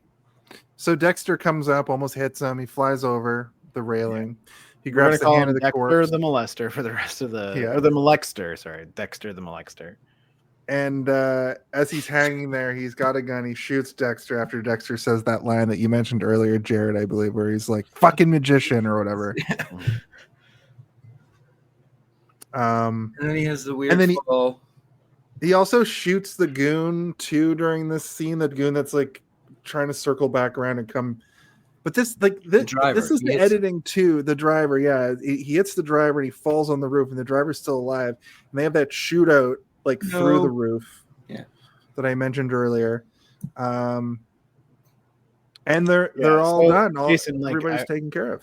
I know you've been asking questions about editing. Like, think about the scene in Terminator 2 when the Terminator, the liquid metal Terminator, is on the roof of the elevator and he's stabbing through the roof, and it keeps cutting back and forth between the two of those things. But then it stops cutting back to one of them, and it's only the fear factor of the knives coming down. Like, that's good editing. Okay. This, not so much. It's like they're trying to achieve that same sort of level of anxiety, but like, And I think it's not what you said really too. doing. They didn't have enough footage. I They didn't mean, have enough. that's what I mean. $10 million, I think, was the budget. Like, that's Right, crazy. you know, and Yeah. that location, that's an exterior main highway location. So it's not like And there's they there's had only it for a so many long time, bullets we right? can put in this car we rented Let's go, let's go, let's go, right? before they make us pay for it. You send it back to the lot, and they're like, "Man, there's so many more bullet holes." And then there's like some welder guy who's like, "I gotta weld these shut again." Like, they probably sell those cars to them and shit. Nah, that's probably But a it does- lot vehicle or a picture vehicle. It's been sitting around on lots. It's a picture. One of those cars they just they just blow up in movies. Well, It's there's- just, When I was working on that show, there was a guy, he brought The in great an thing old, about the ending that we're coming up to is that truck. we already talked so heavily about it that we don't have to talk Yeah. to it anymore. I'm kinda gonna killed keep it. Yeah. But he what were but we? he brought in a truck to the show that he just bought. It was an old Ford Ranger, right? Like 84, 85. And the only reason he bought it was to use as a picture vehicle and stuff, just to use as in movies and shit. So I imagine they have like lots, especially in LA. There would probably be like whole lots that are just picture vehicles. You just go in and say, "Oh, I need Yeah. that. I need an 80s thing. I need a 90s. I need this." You know what I mean? Old cars from those the Blues Brothers pileups. Yeah. With too many cop cars for some reason. There's like Or, 20 cop cars. Volkswagen Foxes from Batman Yeah. Returns. Jesus. Yeah. I talked to you about that. You noticed that. Every car in Batman Returns, aside from the police cars, which are Fords, is a Volkswagen Fox / Jetta, like that square. Right. But right was when it was that a Fox to a Jetta. situation? Was that a situation that was like a product placement No, thing? Where, because they took out Oh. all the Volkswagen logos and made them a light on the front of the car. Oh, okay. Right. So Yeah. if it would have been product placement, it would have been odd that every single person in the city drives the same car, but it was already odd. And I think maybe that was like, we got a bunch of them down the road, cheap, right, that we can use. Or maybe it was a comic book choice. Whereas when you read a comic, all the cars kind of look the same, especially back in the 80s, right? They were just Yeah. drawing like four wheels on a square, right? So there wasn't a lot of differentiation aside from Batman's car. The Batmobile will be drawn cool, right? But all the cop cars would just be the square Fords or whatever. So maybe it was that, trying to make the background just look like generic comic booky. But every time I see it, I'm like, okay, there's a Volkswagen dealership somewhere in Gotham and a very rich salesman. They're just fucking golden. Yeah, I don't know why. Gotham city limits won't allow any other car dealerships in besides us. Okay. That's a Volkswagen Fox. Only Dr. Strange Volkswagen. is like, yes, it's working. It's working. So it turns out that the reason why Harry was only incapacitated for a moment is because the Johnny Gossamer, what did you call him? Gossamer Sinclair. Gossamer Sinclair. The Gossamer book Sinclair. was over his heart. It went through. Yeah, it's still got It shot. went through Perry through the book and still got him a little bit. But they reunite, and Perry Where does it also shoot him? survived. Well, it was Shane Black again trying to flip a trope where the Bible stopped the bullet. You know, Yeah, Or the- Yeah. That's what I thought immediately. Can't the stop the fucking gay flask- man. the It'll flask never stopped stop the the bullet. gay man. Yeah. Well, no, it went into Harry. So Harry had a book in his pocket, and when the bullet went through Perry and into Harry, it went into the book. And so when she pulls out the book and you see the hole, that's what they were trying to say. It's like, oh, the book stopped it. And then she puts her finger through the hole, and he's like, nope, didn't stop it. didn't. Still got shot. Yeah. So again, that was him trying to flip that whole, like, well, instead of the book stopping it, he actually did get shot, right? But uh, the Which, gay like you man said, didn't at the get stopped time, either. was Nobody like, it didn't stop "Wow." anybody. The bullet didn't stop anybody, which means they all now have AIDS, probably, right? That's what the Oh, movie. That's the shit. joke they wanted to make. They're like, So "Oh, did we the can't do an person who AIDS joke." loaded the bullet have AIDS on their finger? And then it went No, away, just everything gay blood. grew. I think. Right. And I've you been assume denied. that I've been Perry has the denied. AIDS. I've been denied donating blood once in my life for. Yeah. Have you had sex with a man in the last? My I'm friend, like, yes. Okay. Well, you can't donate your blood. I'm like, you Yeah. don't want my from blood? And they're like, Scotland, no, we don't want your gay blood. Get out of here. And I was like, oh my god. Didn't they just change And that they rule? threw a blood bag at me and it exploded on the ground. And I was like, holy fuck. Didn't they just change that rule not long ago though? Yes. Yeah. But this happened before that. Yeah. Well, This is obviously. back when they could throw blood bags at you on the Unless street you and call found a you the place that was F-slur. run by a complete fucking piece of shit. It was like, oh, they changed the rule. Not my fucking blood The bank. person they who didn't. gathered up all that Yeah. tainted blood from the 80s is just running his own blood clinic. Also, He's like, none of what maybe I you'll just get said happened. something. I was just I making think it that up. wasn't real. I think that's what we're trying Yeah. to say. That Um, tainted blood. And there was tainted blood, but it was like hepatitis C. It was blood. hepatitis. Yeah, it was wasn't hepatitis. AIDS. Yeah. So Perry survives, and it gets meta here, and he's like, "Well, everybody survived because we want to have a flower ending to the movie," and they all lived. And Perry did actually survive. Yeah, and he Um, went and beat up an old pervert. Yeah, well, before Smacks that him, though, we man. sort of get the unraveling of the whole And he said, thing my where gay blood gives me strength and power. And he's punching him to death. the power With to his die cane. from the common cold. It turns out that the sister pulled out did a kill knife. herself Cut him up. because of the whole plot where she was with Dexter and then she saw Dexter having sex Yes. with a woman he thought was his biological feel like daughter, we- but they were having an It triggered affair. her memories and of triggered- yeah. incest, and Yeah. she thought every father's an incest, and went home Yeah. and killed herself. Yes. But then she wrote a screenplay called Every Father is an Incest. And she's like, should I make it a musical? Yeah. Should have They want a Tony. Ding, Maybe it's a ding, ding, series. incest. Maybe it's a series. Maybe it's not. They want- Yeah, it's a serialized 10-part movie series. mini And that's how the MCU was Oh, invented. please, without my father, please. That's how the ICU is invented. The incest connected universe. Ding, ding, ding, deedle, dee, ding. Come on, everybody. You know what? This is the way I look at that, though. There's only so many stories you can tell. It was like 10 stories you can tell in that vein. So incest is going to get touched I could on tell once like in a while. 5 stories right now. We got gay Gotta get- blood, which is like a blood monster that's made like a mountain of gay blood. That's man versus environment. Yeah. There's a bunch of little sort of like queer gay magician boys who are like, we're magicians. We'll stop the gay blood from getting inside Stop. of anybody. I thought they, why wouldn't they want to? Oh, I thought they were. That's Ant-Man 3. Yeah. That's the Every story of single Ant-Man. woman in the universe has been sexually assaulted in some capacity, obviously. So they make like a league of like, we're gonna stop this, but in their creating that league, Time. they somehow perpetuate it and make it worse. That's how- Avengers Age of Ultron. That's a sad story. Yeah, that's yeah. So they Age go of, back in. Age of Voltron, Age of Vulva, Age of Voltra. Yeah, it's like AIDS of Ultron. AIDS of Ultra, AIDS of Ultron. Yeah, that's where it like infects Ultra the whole AIDS, multiverse. super It's just ultra spread AIDS. everywhere, and they're That's like, we what it's can't called. stop it. And Doctor Strange is like, I've gone through every single multiverse. we must stop. The only one that I can find it in is 4. Actually, Ultra 8. eight. It's scissoring. You know It's what in I'm the talking Ultra about? universe. We gotta scissor these universes, kids. And it's just season 3 of Oz. Quick, I'm sorry. hand me the magic butt plug. What? Okay, look, we're so And close. it's Scooby Doo for some reason. Like, here you go, Doctor Strange. Like, oh, Scooby. How the hell did you do it? What? This is if they fire Kevin Feige scamp. and they just get Shane Black to do the MCU. Yeah.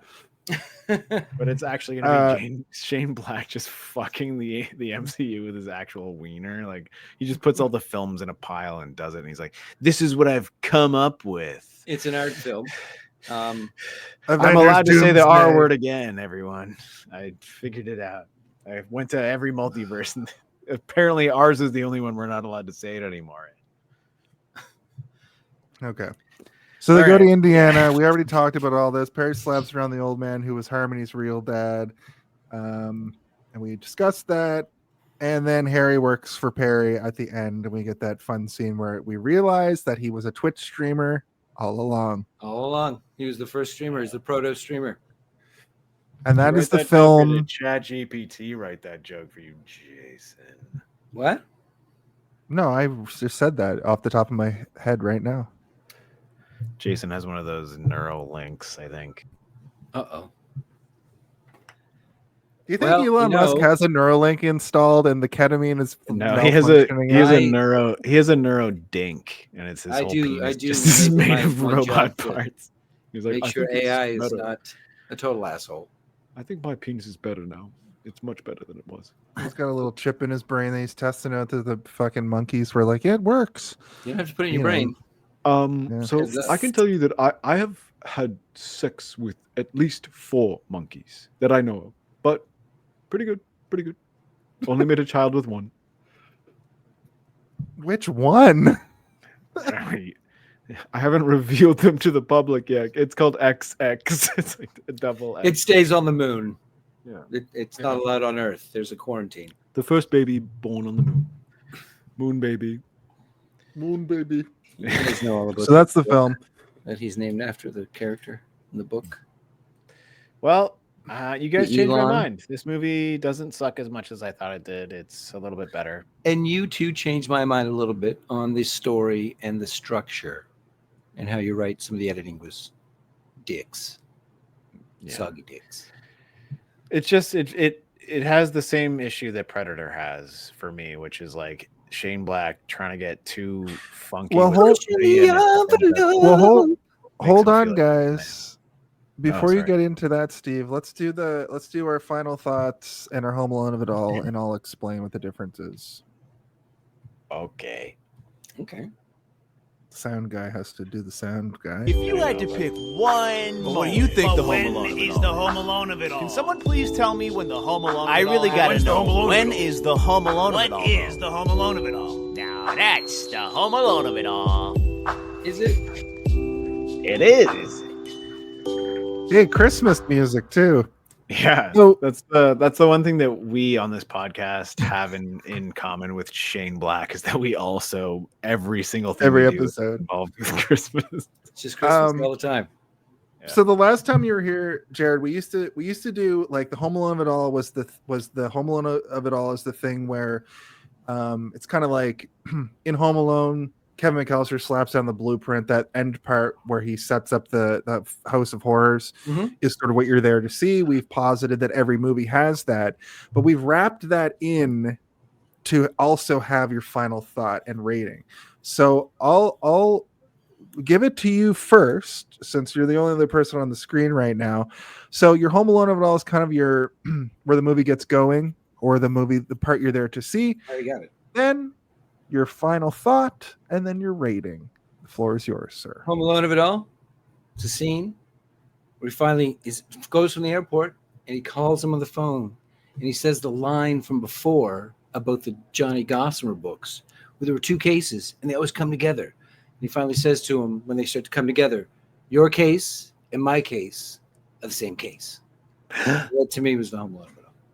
That is good. Yeah, that's a good like fun James Bondy type thing. Yeah, like Yeah, and it kind of connects all the those scenes before where it was like, no, you're crazy. It's not that blah blah. Like, and so it also shows that he has the instincts Yeah. of the detective, right? So it's him coming into his own almost. But yeah, and then everything from there is crazy, right? That's when the story just takes off. So, as for final thoughts, I'd say, you know, like when it came out, it was what it was, and it did push some boundaries. It does have its massive flaws too, and issues, but I think I still like it. I think I still think it's a good movie. I think it has its place in film history, and I think everything was done with good intentions, if you know what I mean. Even some of the sloppier shit.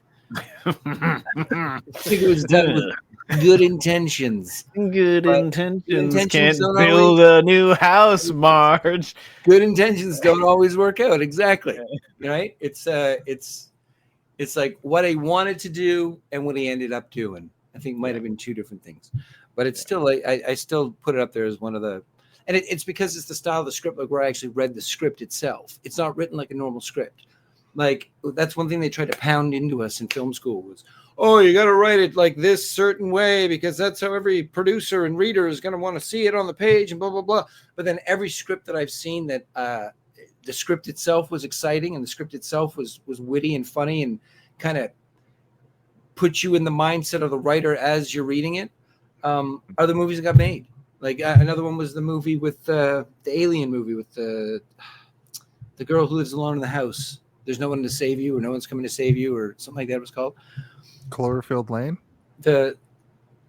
No, it was like a Netflix one-off, I think. But it was I think it was called "There's No One Coming to Save You," or "No One's Going to Save You." Oh. And it was the girl. She lives like alone in a house, and she's a seamstress. She's stitching like dresses and stuff, and she sells them. And for some reason, everyone in the local town, hates her. And then these aliens show up, and They're all wearing her dresses. That she's. I think she's I have alien no idea what dresses you're talking away. about. Yeah. You never seen that? No, it's sounds really good though. It's really good. It is. It just I came like out that last idea year. of like, but I'm pretty sure it's recluse fucking making dresses. That sounds There's no one who'll save you, or no one's coming to save you, or something like that. Right. But yeah, and then it turns into an alien. Like aliens are abducting her, and there's some really cool different ideas that they use. But the script, there's one page where she's being like suspended by the aliens and held up in the air, and they're putting something in her mouth like a what do you call it, a parasite. And no one will save the you. Script, that's what it was. Yeah. And the script page is just she can't move, she can't move, she can't move, she can't move, she can't move, she can't move, over and over until it gets to the interior bedroom, blah blah blah. She can't move, she can't move, she can't. She muffles, says this, she can't move. Like the whole thing is just this weird, like just like the panic in her head of I can't move, I can't move, I can't, right? And these aliens like doing this quick little like thing to her. I can see how that would be effective to an actor though, being like, right? What is my direction? It's even the reader Just too, because you read so you many can't scripts. or you can't move over and over and over again. Yeah. That's been a frightening. Yeah. And you if I can't saw that read in a so many book, scripts. you know, when you like The Shining, They're where it's like, boring. you know, like it makes a dull boy or whatever, like all work and no play, like that Yeah. kind of. As an actor, you'd be like, you kind of have this like, oh, I actually can't move for this. Yeah. not this amount of And instead time of just to having like read it. scene description, she's levitating and can't move, right? Yeah. It's like if you're reading the script, you're like, She all right, can't cool, move, seen that yeah. before.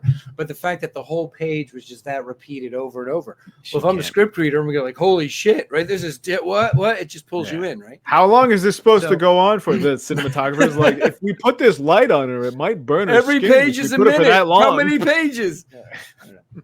So yeah, it was just a different idea and like a different way to write something, and it goes against the mold. And I think those are kind of when you read those scripts, they stand out, and that's probably why this movie got made. On top of the fact that he had written so many other scripts and shit like that, and this was finally his chance to be a director.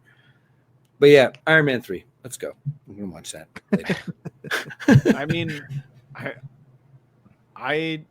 oh wait, is that the end of it? What's your rating? What do you mean? Out of what? Whatever you want it to be. It could be nothing. Oh. It could be anything. My rating Be- is a solid thumbs up. I thought your rating was Iron Man 3. Yeah, that's my rating. Iron Man 3. Iron Man 3. Yeah. It's an Iron Man 3. I give it an Iron Man 3 out of an Iron Man 1 and 2 combined. But Yeah, an Iron Man 3 out of the trilogy. is obviously better than both of those movies combined. I would An like Iron to Man 3 out of the Eternity Saga. What? I would like to extend the offer to come back sooner than it took for you to come back between these two films. But you're a great guest as always. How about you, Steve? What are all of the things?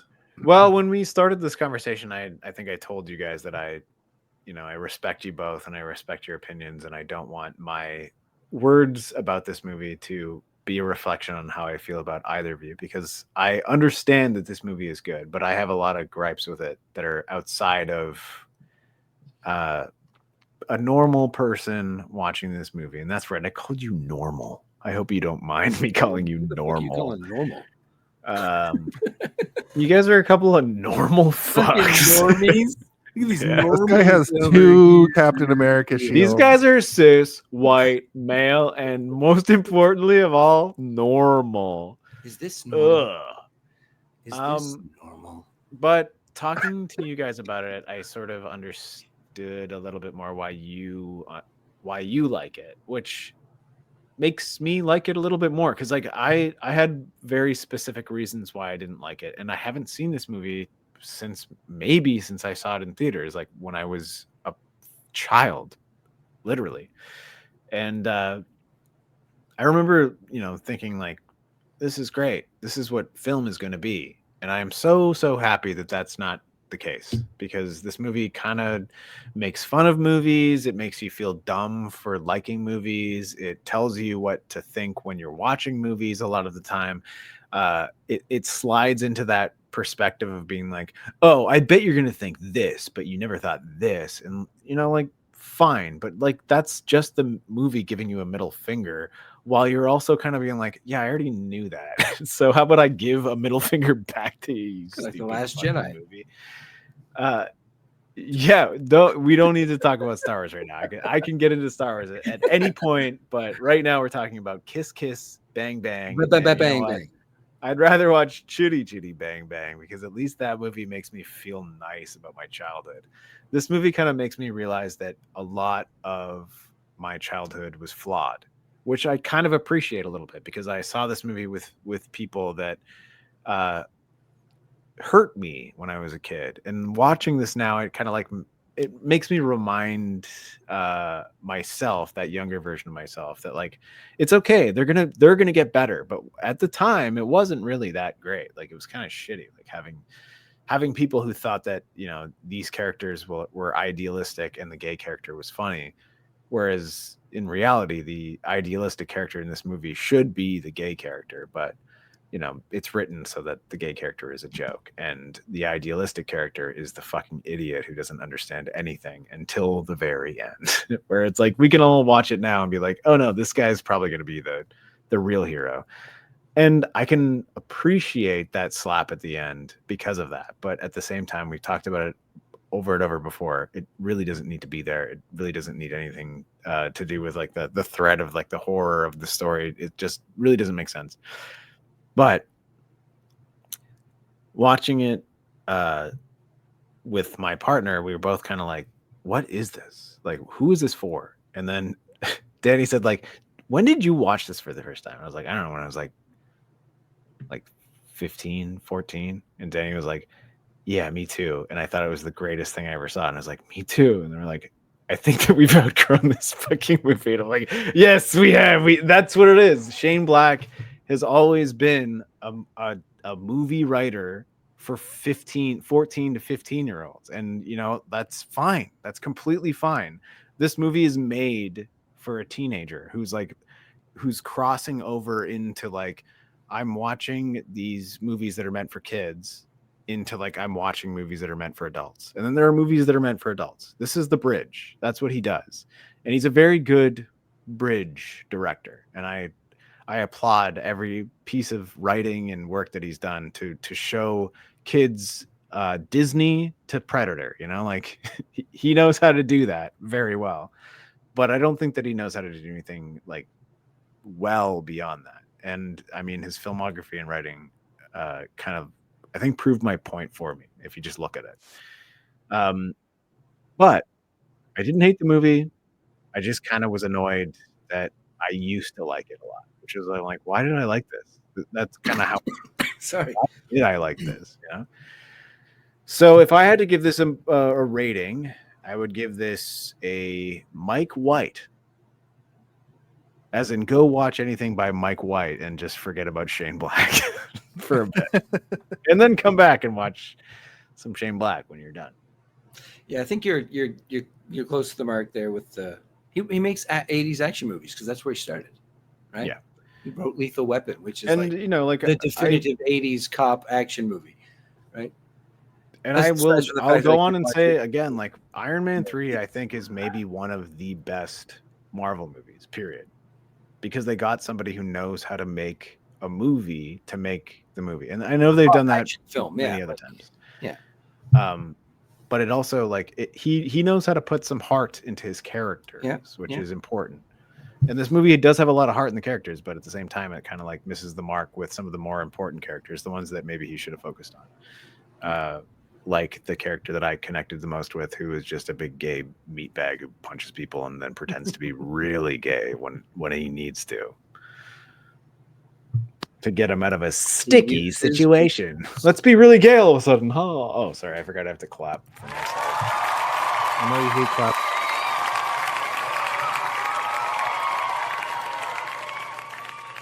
No, that's a good way to look at it. I like this film a lot. I think the major draw here is the friendship between Barry and Harry. But I also enjoy the love story. I thought it was cute. It was pretty fun. It's got a lot of like baggage and detail outside of just the romance itself. But that's what we discussed during this review. I like the banter in this movie. We didn't touch on it too much, but the like short form style of dialogue that they do in this, it's quick, it hits hard, and it's fun to watch. Shane Black works best in a buddy comedy format, and this is a great example of that. It excels beyond that as being a self-referential noir comedy takedown of the film industry, which Jared, you did touch on quite a bit, and I enjoy that very much. I give this movie a 4 out of 5. I also give this movie 2 kisses and 1 bang out of 2 kisses and 2 bangs. I also give this movie... Put your hat on. You're good to go. You're good to go out. Hi, guys. I'm going to go outside now. There's a horrible pandemic. I might die. Who knows? Let's the party. This is the part of the movie review where we put our fucking masks on. What about all those Chitty Chitty Bang Bang reviews I did? Did you import any of those? Well, because of it being the first episode. That's from the first episode of this show ever. I wanted to include that because it was 8 months into the pandemic, the first time that I went live. You talking about the pandemic, dude? The pandemic. Jason was like, "I'm getting this down."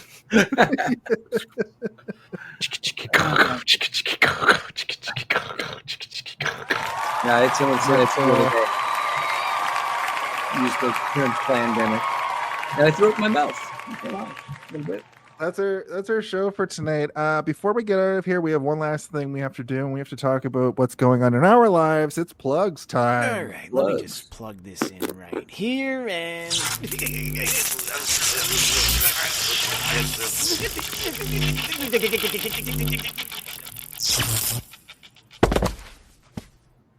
He's dead. He died. They died. So Jared, what do you got cooking these days? What's going on? What do you got? Yeah, I did a little work on a television show that's airing right now, The Trade Season 2.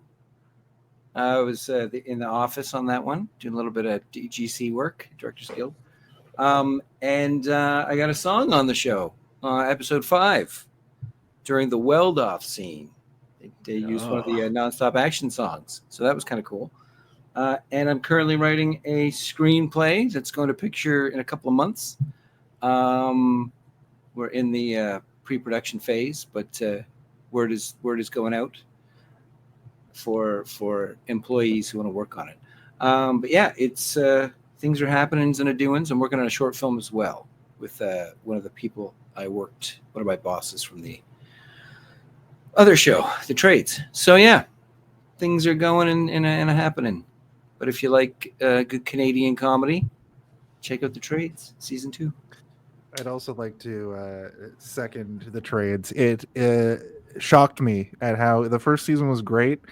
It's got like the Letterkenny and Trailer Park Boys brand of comedy, but for some reason it still has that like sitcom at the end of every episode. You get the warmth, you get the good feeling from it. It's so like, the director Warren, he was saying that this season they kind of like the first season you're kind of figuring out what you're doing, right? And he said, but this season they came into it just running on. They knew exactly what they wanted, knew exactly what they were going for and what they wanted to shoot and all that kind of stuff and the theme and the feel of it.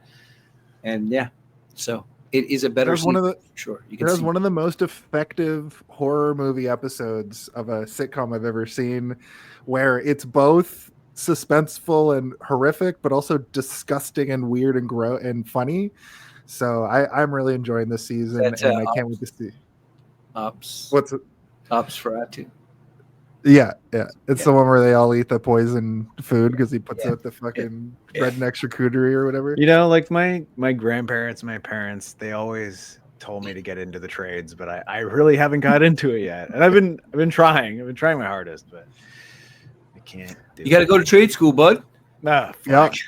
I mean, again, it's got that feeling of a local, you know, the Trailer Park Boys brand kind of feel to it. But It's very Dartmouth. I've never seen it, but I can assume what I feel like I know what it's gonna be like. It's got a lot of Canadian talent in it, though. Like people who you've seen in, like, you know, the Red Green Show or whatever. Like Red Green's in it. Yeah.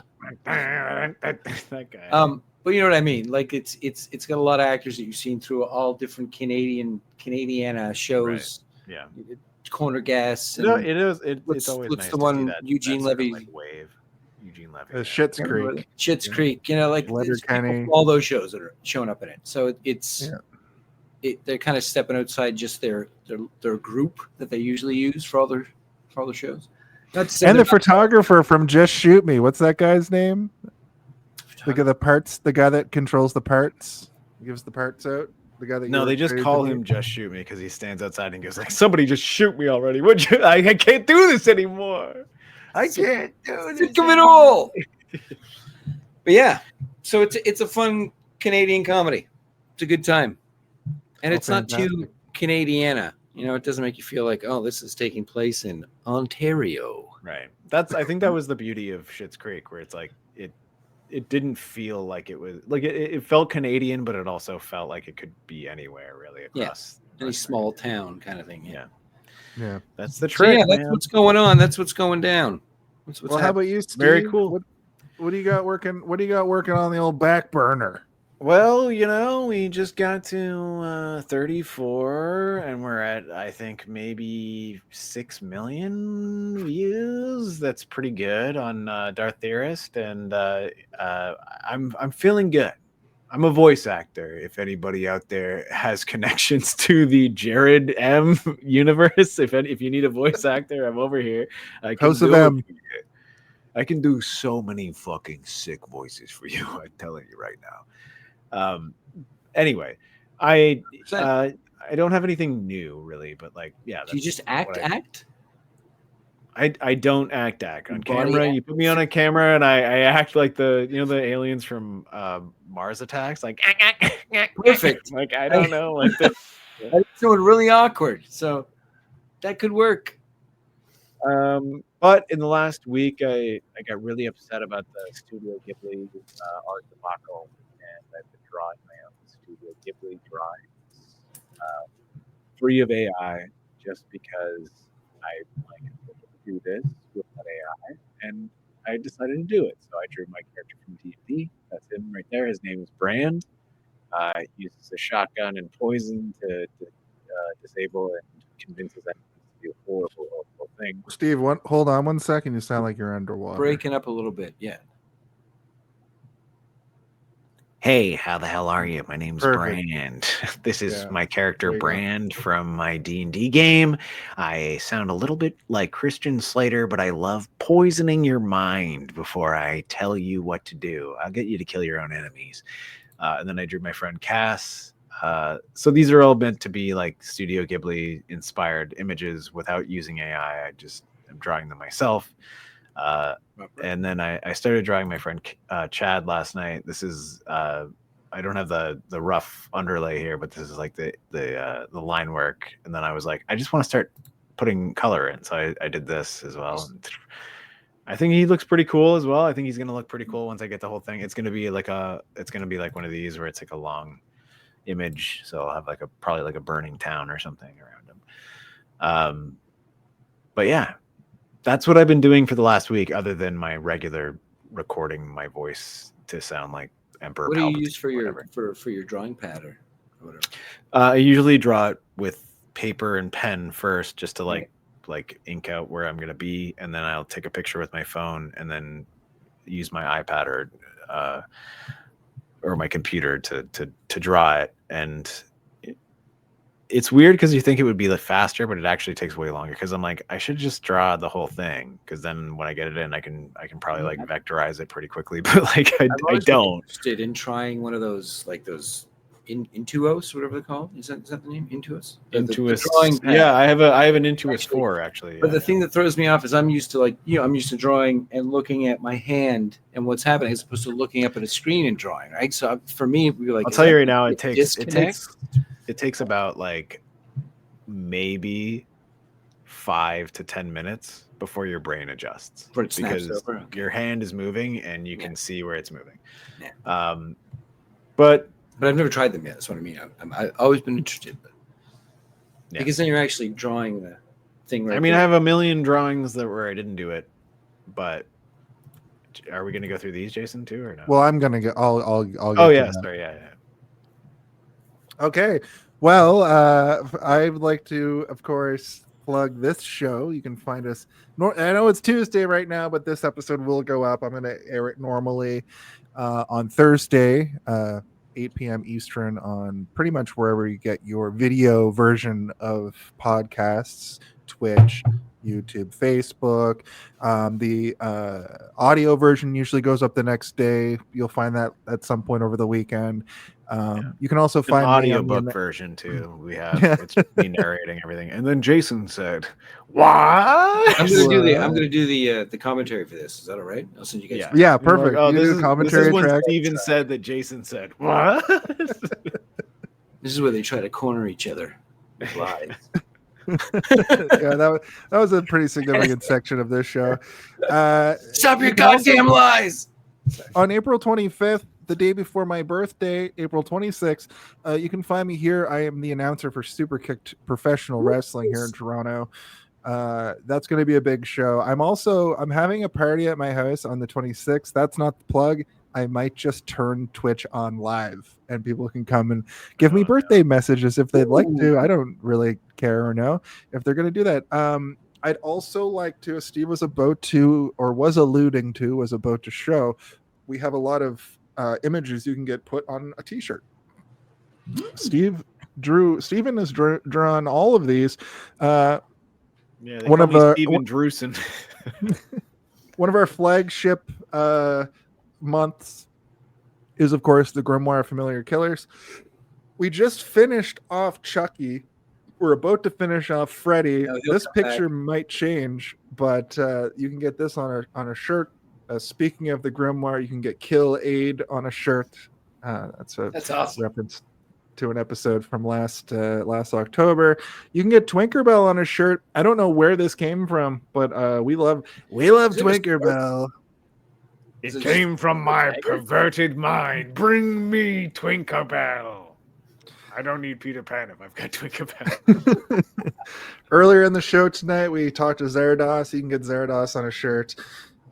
We also, this hasn't been released yet. I'm waiting for the right time to release it. But Corporal Tunnel Right time is Syndrome, the next time he remembers to do it. It's true. It's true. You can get this. You'll very soon be able to get this on a shirt. This is a reference to our James Bond month from February. And finally, people love this, the Howie Mandel effect. You can get that on a shirt. It's Howie Mandel opening his third eye. And of course,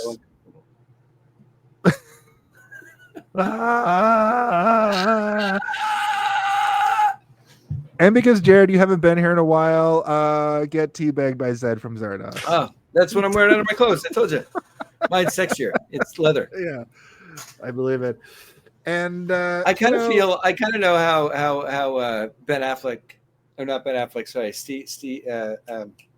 Henry Cavill. Connery. Oh. Henry Cavill must have felt when he saw the mustache removal scenes in Justice League. When I look at that picture of me with that cigarette, I feel about that much about how he must have felt. Just this much, not the full range. Because there was a split second where I thought you were gonna be like, "Did you hear that Henry Cavill is trying to advocate for a remake of Zardoz?" Like, imagine Henry Cavill being like, everybody, we should all get on that. It would be amazing. Oh, and God. Well, here's the thing. I want to ask you guys if you know what's supposed to happen now, because I do. And there's one question that needs to be asked each and every week. And Jared, I would like you to ask that question. So if you could you please ask that question now? Hey, did you see this one?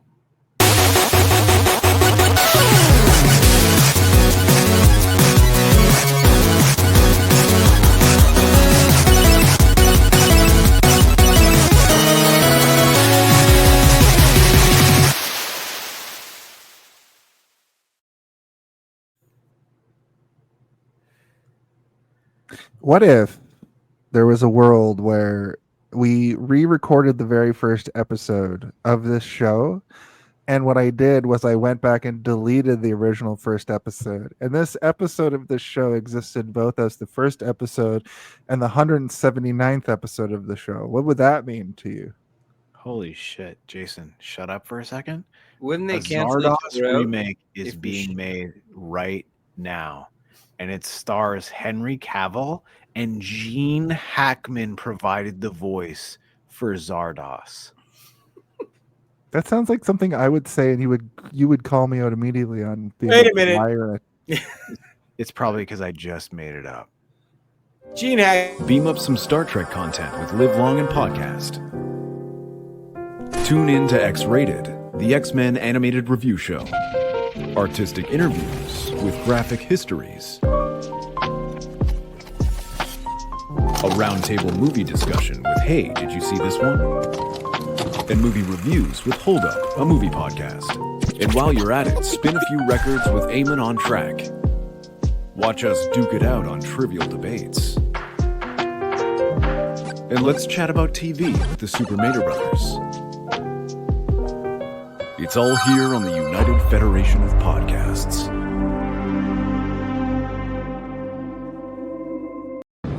A ver, hijo de la chingada, deja de estar viendo memes, pendejo. ¡A la verga, me vale verga, perro! ¡Y cállate a la verga, hija de su puta madre, a la verga! ¡La verga, vergazos!